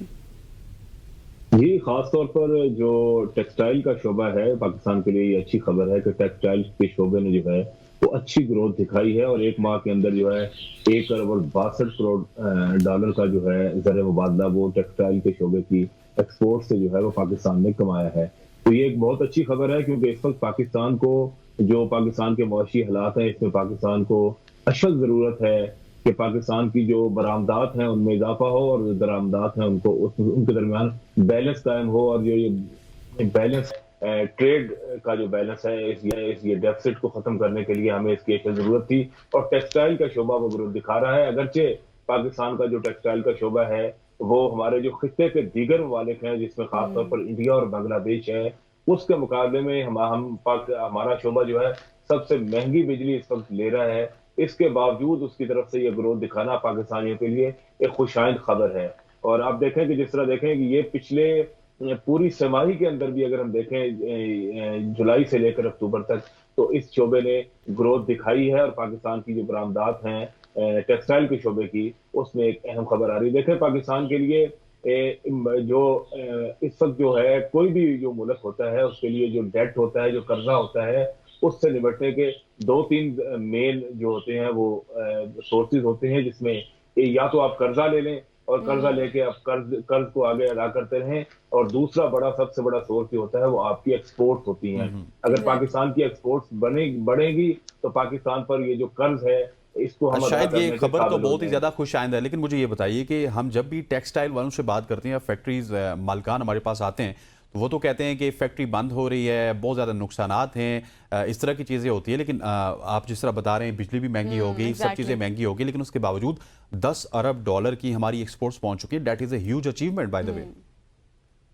जी बिल्कुल, ये जो हमारी एक्सपोर्ट्स इतनी बड़ी हैं उसमें एक तो ये है कि टेक्सटाइल के हवाले से बांग्लादेश के अंदर जो पिछले कुछ अरसे में सूरत हाल वहाँ खराब हुई है, तो वो ऑर्डर्स जो हैं हमारी टेक्सटाइल इंडस्ट्री को मिले हैं, जिसकी वजह से पाकिस्तान की जो टेक्सटाइल इंडस्ट्री जो है उसके अंदर जो है एक दोबारा से एक बूम आना शुरू हुआ है। अगरचे हमारी कपास जो है वो पिछले साल से कम पैदावार हुई है और हमने बाहर से रुई जो है वो इम्पोर्ट की है, इसके बावजूद पाकिस्तान का ये जो शोबा है उसमें ये जो है टेक्सटाइल। दूसरी बड़ी वजह ये है कि पाकिस्तानी हुकूमत ने इंडस्ट्री के लिए जो है दोबारा से एक नया जो बिजली का पैकेज लाई है हुकूमत, उससे भी एक बड़ा इम्पैक्ट पड़ा है और इंडस्ट्री जो है वो दोबारा से जो है हमारी इंडस्ट्री खड़ी रही। तीसरी चीज ये है कि हुकूमत ने जितने भी इंडस्ट्री के रिफंड्स थे उन रिफंड्स को अदा कर दिया है और वो रिफंड्स अदा होने से भी इंडस्ट्री जो है वो दोबारा से जो है अपने पांव पर खड़ी हो रही है। अब फिर मैं वही बात करूंगा कि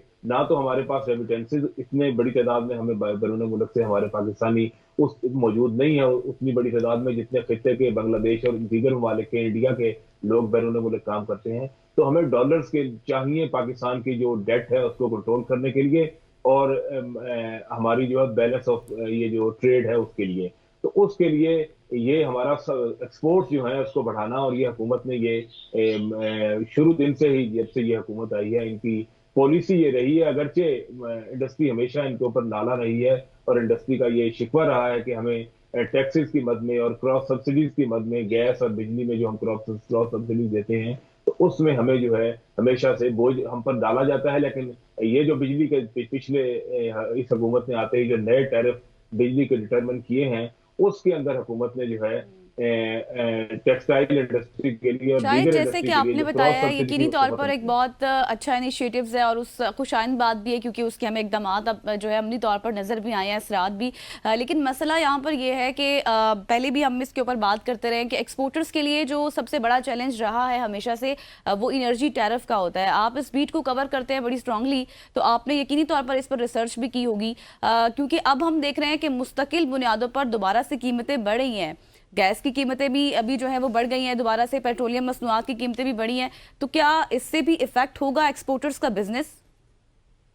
देखें, ये जितनी भी जब तवानाई की कीमतें बढ़ती हैं तो उसका इफेक्ट जो है वो टेक्सटाइल पर तो जाता है, अभी तमाम इंडस्ट्री पर जाता है। जिस तरह अभी आपने देखा कि ये जो जितने भी हुकूमत ने ये जो इंडस्ट्री ने अपने जो ग्रिड लगा रखे थे उनको गैस की बंदिश के हवाले से हुकूमत ने जो फैसला कर दिया है कि उनको गैस नहीं दी जाएगी, तो अभी उसके बाद जो है इंडस्ट्री सोचने पर मजबूर हो गई है कि हम मुतबादिल बिजली कहाँ से लेंगे। अगर सरकारी बिजली इंडस्ट्री खरीदती है तो ये जो कैप्टिव पावर प्लांट्स हैं उनकी भी जो बिजली है वो दोबारा से अभी IMF से अगरचे हुकूमत ने दरखास्त की है कि कैप्टिव पावर प्लांट्स को गैस की बहाली जो है वो हमें जारी रखनी चाहिए और इससे जो है इंडस्ट्री हमारी बूस्ट होगी और हमें खरे मुबादला ज्यादा से ज्यादा आएगा। लेकिन IMF ने अभी उसके ऊपर कोई पॉजिटिव रिस्पॉन्स नहीं दिया, जिसकी वजह से हमारी जो ये कैप्टिव पावर प्लांट्स को अभी तक गैस की फराहमी जो है वो बंद है। अगर हुकूमत गैस की फराहमी कैप्टिव पावर प्लांट्स को बंद कर देती है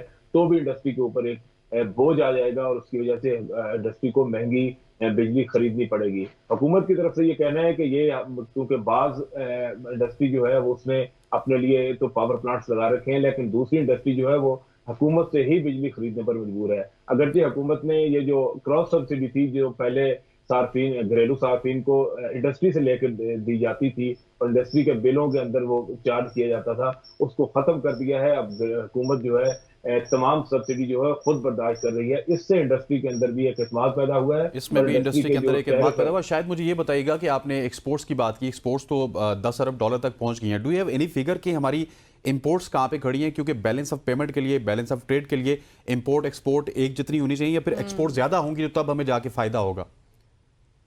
देखिए, ये बात आपकी ठीक है कि जैसे ही जितनी एक्सपोर्ट ज्यादा होंगी उतना ही हमें फायदा होगा, और लेकिन मैं आपको बताऊं, मुल्क के अंदर जितनी इकोनॉमी बढ़ती है और जितनी ग्रोथ होती है, जितनी हमारी इकोनॉमी तरक्की करेगी, उसके मुताबिक ही हमारी जो है इंपोर्ट्स भी बढ़ती जाएंगी। ये तयशुदा फार्मूला होता है किसी मुल्क के लिए, खासतौर पर पाकिस्तान जैसे मुल्क के लिए, जहां हमने जब भी ग्रोथ करनी है तो उसके लिए हमने रॉ मटेरियल जो है वो बाहर से खरीदना है, इंपोर्ट करना है। जब भी हमने मशीनरी खरीदनी है इंडस्ट्री के लिए तो वो हमने बाहर से लानी है, और दीगर तमाम चीजें। इसलिए जितनी हमारी ग्रोथ बढ़ेगी, अगर हमने ग्रोथ बढ़ानी है तो उसके साथ साथ पैरेलल जो है वो हमारी जो है इंपोर्ट्स भी बढ़ती जाएंगी।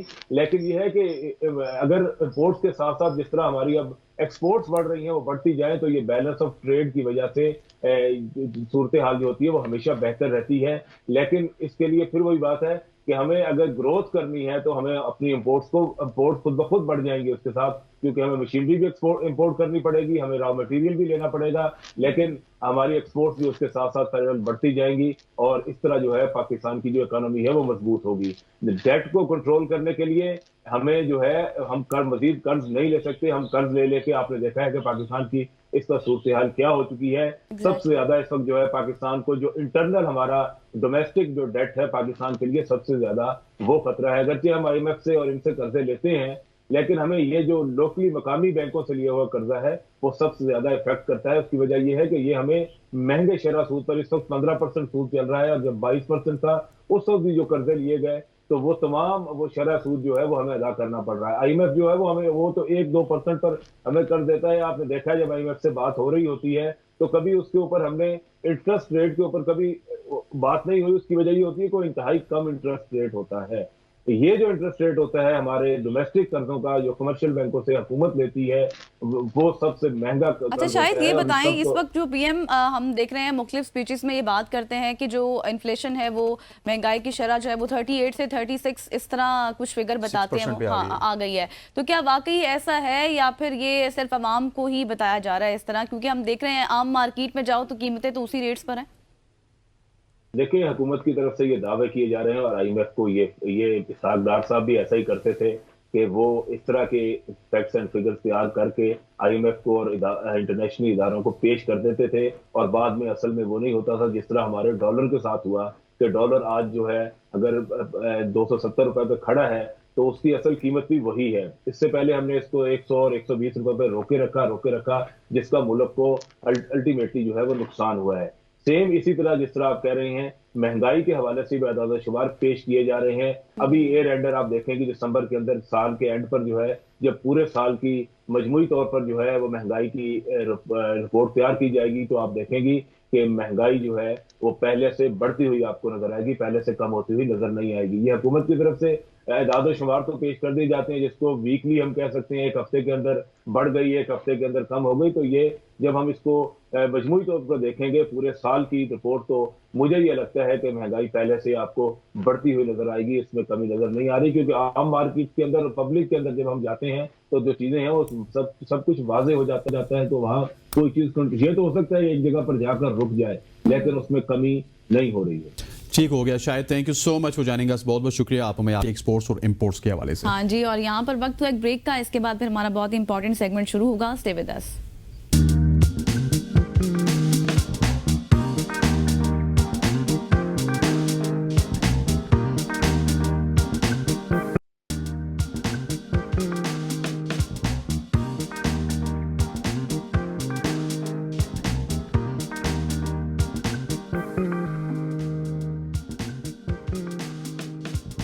वेलकम बैक जी। अब बात करेंगे एक ऐसे इशू की जो कि पूरी पाकिस्तान का नहीं बल्कि पूरी दुनिया का इशू है। Exactly. इजाफी चर्बी, इजाफी वजन या फिर मोटापा।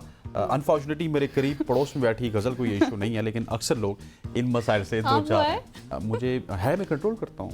आई एम नॉट फैट, लेकिन मैं कंट्रोल करता हूँ। ज़िंदगी इतनी ज़्यादा मसरूफ़ हो गई है कि लोगों के पास इजाफी वक्त नहीं है, अपने ऊपर जो उन्होंने वक्त लगाना है ये वक्त उनके पास नहीं है। कैलोरीज इस के नतीजे में पैदा होने वाली इजाफी चर्बी को जलाने के लिए, वर्जिश के लिए लोगों के पास वक्त नहीं है। वज़न कम करने से पहले आपके लिए ये जानना यकीनन ज़रूरी है कि वज़न बढ़ता क्यों है। इस हवाले से आगाही हासिल करना आपके लिए अहम है ताकि मुस्तकबिल में आप अपने वज़न को दोबारा बढ़ने से रोक सकें। जी हाँ, इस तमाम सूरत-ए-हाल पर बात करेंगे। बहुत इंफॉर्मेटिव और बहुत इंटरेक्टिव ये हमारा सेगमेंट है। हमारे साथ मौजूद है जी समीत आलम खान, जो कि न्यूट्रिशनिस्ट हैं। उनसे जानेंगे। Samit, welcome to the show. सबसे पहले और ये बताएं कि वज़न बढ़ने की सबसे बड़ी वजूहात क्या है और किस तरह से कैलोरीज को बर्न किया जा सकता है? तो thank you for having me on board. So वजन बढ़ने की जो सबसे बड़ी वजह है वो, जिस तरह आप लोगों ने बोला, कैलोरीज होती हैं। कि जब भी हम जो भी खाना खाते हैं, हम जो भी कोई ड्रिंक्स पी रहे हैं या कुछ भी खा रहे हैं, तो उस सारी चीज़ों के अंदर होती हैं कैलोरीज। एंड हर इंसान अपनी एक्टिविटी के हिसाब से, अपने वेट के हिसाब से दिन में एक कैलोरीज बर्न करता है। अगर हम अपनी कैलोरीज से ज़्यादा कैलोरीज खा रहे हैं, सो अगर मैं दिन में 2000 कैलोरी बर्न करता हूँ, अगर मैं 2000 कैलोरी से ज़्यादा खाऊंगा, जो भी खाना खा रहा हूँ मैं, चाहे हेल्दी खा रहा हूँ चाहे जंक फूड खा रहा हूँ, मेरा वेट बढ़ना शुरू हो जाएगा। और अगर मैं उस 2000 कैलोरी से कम खा रहा हूँ तो मेरा वेट कम होगा। एंड ये वजह है कि आजकल की दौर में जब फास्ट फूड आ गया है, बहुत से रेस्टोरेंट्स के खाने आ गए हैं जिनमें कैलोरीज बहुत ज़्यादा होती हैं। और जब हम उस तरह का खाना खा रहे हैं और हमारे घर का खाना भी तेल में और कार्ब से भरा हुआ होता है, सो ओवरऑल कैलोरी इनटेक बढ़ता जा रहा है, जिसकी वजह से फिर हम देख रहे हैं कि पाकिस्तान में और दुनिया भर में वेट गेन हो रहा है लोगों का। तो ये मेन रीज़न है उसके पीछे। ठीक हो गया। और अगर इसके अलावा बात की जाए वेट गेन की, तो आपने गज़ल के सवाल में एक बड़ा इंटरेस्टिंग पॉइंट रेज किया कि आपने कैलोरीज इंटेक को अपने बराबर करना है। लेट्स सपोज अगर मैं जंक फूड खा रहा हूँ, मैं बर्गर खा रहा हूँ, मैं उतनी ही कैलोरीज ले रहा हूँ जो मेरी बॉडी को नीड है, तो उससे मुझे नुकसान नहीं होगा। मतलब जहां तक वजन की बात रही, नुकसान नहीं होगा। सो इस पे काफी रिसर्च भी हो चुकी है। डॉक्टर मार्क ने एक रिसर्च की थी जहां उन्होंने पूरा दिन बिल्कुल जंक फूड, ट्विंकीज, ओरियोज, इस तरह की चीजें खाई थी, मगर उन्होंने अपनी कैलोरीज कैलकुलेट की थी और उनको जितनी कैलोरीज खानी है उससे कम खा रहे थे। तो 1 महीने के बाद उनका वेट भी लूज हुआ था एंड उनका कुछ हद तक कोलेस्ट्रॉल वगैरह भी इंप्रूव हो गया था, क्योंकि वेट लूज हुआ था। मगर अगर आप सिर्फ जंक फूड खा रहे हो पूरा दिन, तो उसका फिर ओवरऑल हेल्थ पे एक इम्पैक्ट हो सकता है, बिकॉज आपको हो सकता है प्रोटीन जो आपकी रिक्वायरमेंट है वो नहीं मिल रही हो, कुछ विटामिन, कुछ मिनरल, कुछ फाइबर का इंटेक ना मिल रहा हो, एंड उसका इम्पैक्ट हो सकता है लॉन्ग टर्म। बट जहां तक वेट की बात है, आप जो भी खा रहे हो वेट लूज हो सकता है अगर आपने कैलोरीज मैनेज किए हैं। अच्छा, तो फिर समीत ये भी बताएं कि हर शख्स के लिए जो डाइट प्लान होता है वो उसकी सेहत के लिहाज से ही होगा या फिर उसको क्या एक ही डाइट प्लान, क्योंकि अक्सर हम देखते हैं कि मैं जो डाइट खा रही हूँ वही हसनैन भी खा रहे होते हैं, तो हर बंदे के लिहाज से मोटे हो रहे होते हैं और मैं स्मार्ट हो रही होती हूँ तो हर बंदे के लिहाज से उसका डाइट प्लान जो है वो कैसे मौजू बनाया जा सकता है इसको? तो टेक्निकली हर बंदे का डाइट प्लान फर्क होना चाहिए, क्योंकि हर बंदे की रिक्वायरमेंट जब कैलोरीज की बात आती है तो फर्क होता है। अब कैलोरीज डिपेंड करती हैं आपके वेट पे, आपकी हाइट पे, आपके जेंडर पे भी करती हैं, एंड सबसे ज्यादा इसका बड़ा इम्पैक्ट होता है आपके एक्टिविटी लेवल पे।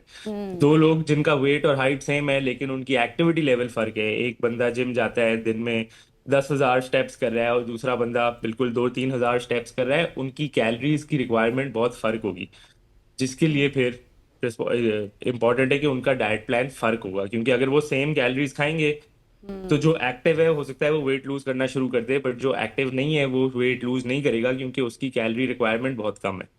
अच्छा समीत, मुझे एक आम फेम जुबान में आप ये बता दीजिएगा, क्योंकि हमें तो पता है, हम इंटरनेट का यूज़ करते हैं।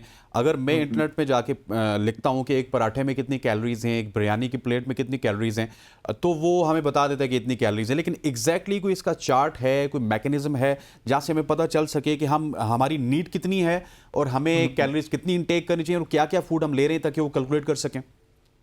हाँ, सो ऑनलाइन काफ़ी कैलोरी कैलकुलेटर्स हैं, आप सर्च करें, गूगल पे लिखें कैलोरी कैलकुलेटर, बहुत से आ जाएंगे। कैलोरी कैलकुलेटर आपसे कुछ इन्फॉर्मेशन लेता है, आपकी हाइट, वेट, एज, एक एक्टिविटी लेवल का अंदाज़ा मांगेगा आपसे, एंड जब आप वो डेटा फीड करोगे तो वो आपको एक नंबर दे देगा कि इतनी कैलोरीज आपको खानी है वेट लूज करने के लिए या इतनी कैलोरीज आपको खानी है वेट मेंटेन करने के लिए। अच्छा समीत ये भी बताएं कि जब हम कोई भी काम करते हैं चाहे वो आप कैलोरीज को जी जी असाइन के जिस तरह आपने जी जी जिस तरह वो बता रहे थे आपने आप। कहा कि अगर आप बिरयानी खा रहे हो, जी जी आवाज आ रही है, जी जी तो आ अगर रही आप है। बिरयानी खा रहे हो, आ, जितनी अब मैंने अगर बिरयानी बनाई हुई है और आपने अगर बिरयानी बनाई हुई है, जरूरी नहीं है उसमें सेम कैलोरीज होंगी, क्योंकि आपने तेल ज्यादा यूज किया है, मैंने तेल कम यूज किया है, चिकन की क्वांटिटी में फर्क होगा, चावल की क्वांटिटी में फर्क होगा। तो जब लोग ट्रैक करते हैं ना, तो यहाँ पे गलती करते हैं कि वो उन्होंने जाके लिख दिया कि मैंने बिरयानी खाई है, और जो भी नजर आया उनको उन्होंने वो डेटा ले लिया। बट अगर तो कैलोरी सही तरह ट्रैक करनी है ना, तो फिर थोड़ा सा मुश्किल काम ये होता है उसको कि अगर आप बिरयानी बना रहे हो तो फिर बिरयानी में क्या क्या जा रहा है उसको ट्रैक करना पड़ेगा। आप फाइनल डिश को इतनी आसानी से ट्रैक नहीं कर सकते। अच्छा समीत ये भी बताएं थोड़ा सा, ये मैं अपने लिए भी पूछूं, चॉकलेट लवर्स जो होते हैं वो, जैसे कि मैं खुद भी हूं, तो उस हवाले से भी कहा जाता है कि वो भी बहुत फैट्स उसमें होती है, तो किस हद तक ये इफेक्ट करता है? नहीं, जैसा मैंने शुरू में कहा, अगर आप अपनी कैलोरीज के अंदर रह के चॉकलेट खा रहे हो तो उससे आपका वेट लॉस पे कोई फर्क नहीं पड़ेगा। बस ये है कि चॉकलेट वगैरह कैलोरीज में हाई होती हैं, तो अगर आप एक छोटी सी कोई बार खा रहे हो चॉकलेट की, उसमें 200-250 कैलोरी होंगी आराम से। तो उसको कैलोरी के अंदर अगर आप मैनेज कर लेते हो तो मसला नहीं है। बट यूजली क्या होता है कि लोगों को कैलोरीज का आइडिया नहीं है, वैसी ही हमारी डाइट में कैलोरीज ज्यादा है, और फिर अगर आप ऊपर से चॉकलेट्स वगैरह खा रहे हो तो कैलोरीज और बढ़ जाती हैं। ठीक हो गया। और ये कैलोरी वाला जो सब्जेक्ट है, मैं क्योंकि बड़े आम फहम हाँ, आज सवाल करना चाहता हूँ समीत आपसे। ये सब्जेक्ट हर शख्स को समझ नहीं आता, और आम फहम ज़ुबान पे अगर हम इसकी बात की जाए, कौन मतलब अब कैलकुलेट करेगा कि मैंने कितना ऑयल लिया, कितना चिकन लिया, कितनी और ज़्यादा चीज़ें डाली हैं। तो आम फहम ज़ुबान में आप समझाएं तो हमें किस तरह पता चलेगा कि हमारी बॉडी की क्या नीड? हमारी बॉडी की क्या नीड है? हाँ। देखो, सबसे आसान तरीका जो है ना, अगर आपने कैलोरीज काउंट नहीं करनी, अगर आपने सारी मुश्किलात में नहीं पड़ना, तो सबसे आसान तरीका ये है कि आप अपना वेट ट्रैक करो। ठीक है, अपना वेट चेक करो। अगर तो आपका वेट ओवर टाइम 2-3 हफ्ते हो गए हैं और वेट तकरीबन सेम है, इसका मतलब आप ऑटोमेटिकली उतनी कैलोरीज ले रहे हो जितनी आपकी बॉडी को नीड है। ठीक है, अब आप कैलोरीज काउंट करे बगैर अपना कैलोरी इंटेक कम कर सकते हो। सही है, अपने पोर्शन कम कर लो। दिन में 2 रोटियां खा रहे हो, उसको 1.5 रोटी कर दो। रात को 2 रोटियां, या नाश्ते में 2-3 डबल रोटी खा रहे हो, उसमें से 1 डबल रोटी कम कर दो। तो इवन दो आप कैलोरीज को काउंट नहीं कर रहे, कैलोरीज को ट्रैक नहीं कर रहे, बट आपने कैलोरीज को इम्पैक्ट कर दिया, आपने कैलोरीज कम कर दी। एंड फिर वापस से देखो, स्केल वेट 2-3 हफ्ते में चेंज होता है या नहीं होता। अगर स्केल पे वेट नीचे जाना शुरू हो गया, इसका मतलब आप एक डेफिसिट में हो और वेट लूज हो रहा है। तो इस तरह आप कैलोरीज को ट्रैक करे बगैर भी कैलोरीज को इम्पैक्ट कर सकते हो, जिससे आपका वेट पे फर्क आना शुरू हो जाए। ये मतलब बड़ा इंटरेस्टिंग इन्होंने जवाब दिया ना कि आपने अगर कैलोरीज को आप ट्रैक नहीं कर सकते, आप एक वेट मशीन रख लीजिए, अपने वेट को ट्रैक कीजिए, और वो जो पूरे हफ्ते की आपकी रूटीन है फिर उसको कैरी कीजिए, या फिर थोड़ा सा कम कर लीजिए। अच्छा समीत, थोड़ा सा ये भी बताएं कि जब भी हम कोई काम करते हैं तो उसके लिए हम एक माइंड सेट के साथ करते हैं। अगर हमने कोई एक्सरसाइज करनी है तो हम उसके लिए माइंड बनाएंगे, ऑफिस जाना है, सुबह आना है, ये काम असाइन है, ये करना है, तो एक माइंड सेट होता है। तो क्या ये चीज़ भी इफेक्ट करती है हेल्थ पर? आप माइंडसेट वैसे इंपॉर्टेंट है। अगर आपका माइंडसेट ही नहीं है जिम जाने का या एक्सरसाइज करने का, तो चांसेस हैं कि आप उस एक्शन को, उस हरकत को फॉलो थ्रू नहीं कर पाओगे। मगर ऐसा नहीं है कि अगर आपका माइंडसेट, जैसे मैं बहुत दफा जिम जाता हूँ जब मेरा बिल्कुल दिल नहीं चाह रहा होता जिम जाने का, थकावट हो रही है, नींद आ रही है, बट एक अपने आप से प्रॉमिस किया हुआ है कि यार वर्कआउट करना है, मुझे अपनी हेल्थ पे ध्यान रखना है, तो मैं जिम जाऊंगा। तो ऐसा नहीं है कि अगर मैं जिम जा रहा हूँ और मेरा माइंडसेट नहीं है वर्कआउट करने का तो उसका कोई फायदा नहीं होगा, क्योंकि आपकी बॉडी को नहीं पता कि माइंडसेट उस वक्त क्या है। अगर आप एक्सरसाइज कर रहे हो, आपके मसल को एक्सरसाइज फील हो रही है, एंड फिर जो उसका बेनिफिट है वो आपको मिलेगा। लेकिन एक मेरी तरह के लोग भी तो होते हैं समीज, जो माइंडसेट के साथ आते हैं कि आज मैंने हाइकिंग करनी है, जिम करनी है, सब कुछ करना है, लेकिन ये रोज माइंडसेट बना रहता है, माइंडसेट अपनी जगह पे इंटैक्ट है, लेकिन हम जाते नहीं है। अब उसमें डिपेंड करता है ना कि प्रॉब्लम क्या आ रही है। बहुत से लोग, जो एक मसला मैंने देखा है ना, जब भी वो कोई एक्टिविटी स्टार्ट करते हैं, शुरू में मोटिवेशन बहुत ज्यादा होती है कि यार वेट लूज करना है, हम रोज जिम जाएंगे, मगर वो पॉसिबल नहीं होता। अगर आप उनका लाइफस्टाइल देखो, उनकी रूटीन देखो, आप लोग यार तुम हफ्ते में 3 दफा भी चले जाओ, अच्छे रिजल्ट्स आ जाएंगे। तो एक रियलिस्टिक प्लान रखना बड़ा इंपॉर्टेंट है। अपने आप से सच बोलना कि यार मैं 7 दिन या मैं 6 दिन जा भी सकता हूँ, अभी तो मेरी मोटिवेशन ज्यादा है, बट जब ये मोटिवेशन खत्म हो जाएगी तो क्या मैं जा सकूंगा इतना कंसिस्टेंटली जिम? एंड वहां पे फिर लोग ये होते हैं क्योंकि उन्होंने अपने आप से प्रॉमिस किया हुआ है कि 6 दिन जाना है और 6 दिन वो जा नहीं पा रहे ऑफिस की वजह से, फैमिली की वजह से, फिर वो डिमोटिवेट हो जाते हैं, यार ये तो पॉसिबल ही नहीं है मेरे लिए। लेकिन अगर वो एक रियलिस्टिक एक्सपेक्टेशन रखें कि यार मैं 3 दफा जाऊंगा, तो चांसेस हैं कि वो फॉलो थ्रू कर पाएंगे और फिर उनकी मोटिवेशन भी इतनी इम्पैक्ट नहीं होगी, क्योंकि वो अगर जो उन्होंने प्रॉमिस किया अपने आप से और वो प्रॉमिस पूरा हो रहा है, तो आपकी मोटिवेशन, आपकी जो चाहत है उस गोल को अचीव करने के लिए, वो इतनी इम्पैक्ट नहीं होगी। ठीक हो गया। Samit, thank you so much for joining us. Samit हमारे साथ मौजूद थे और हम उम्मीद करते हैं कि समीत से जिस तरह मासूमाना बचकाना तरीके से जाने की कोशिश की, किस तरह आप अपनी कैलोरीज को काउंट कर सकते हैं, समीत ने भी बताया, हमने भी कोशिश की कि आम आवाम को पता चले और आम आवाम को आप अपने कंट्रोल कर सकते हैं। वजन का ख्याल रखना होगा कि वजन अगर आप अपना ठीक रखें, उसको कैरी करें, तो 7 दिन की आपकी जो रूटीन है उसके बाद अपनी कैलोरीज को थोड़ा सा इनटेक को कम कर दें, आप भी स्मार्ट हो सकते हैं। मुझे और गजल को और हमारी पूरी प्रोडक्शन टीम को आज के इस प्रोग्राम से इजाजत दीजिए। अल्लाह हाफिज।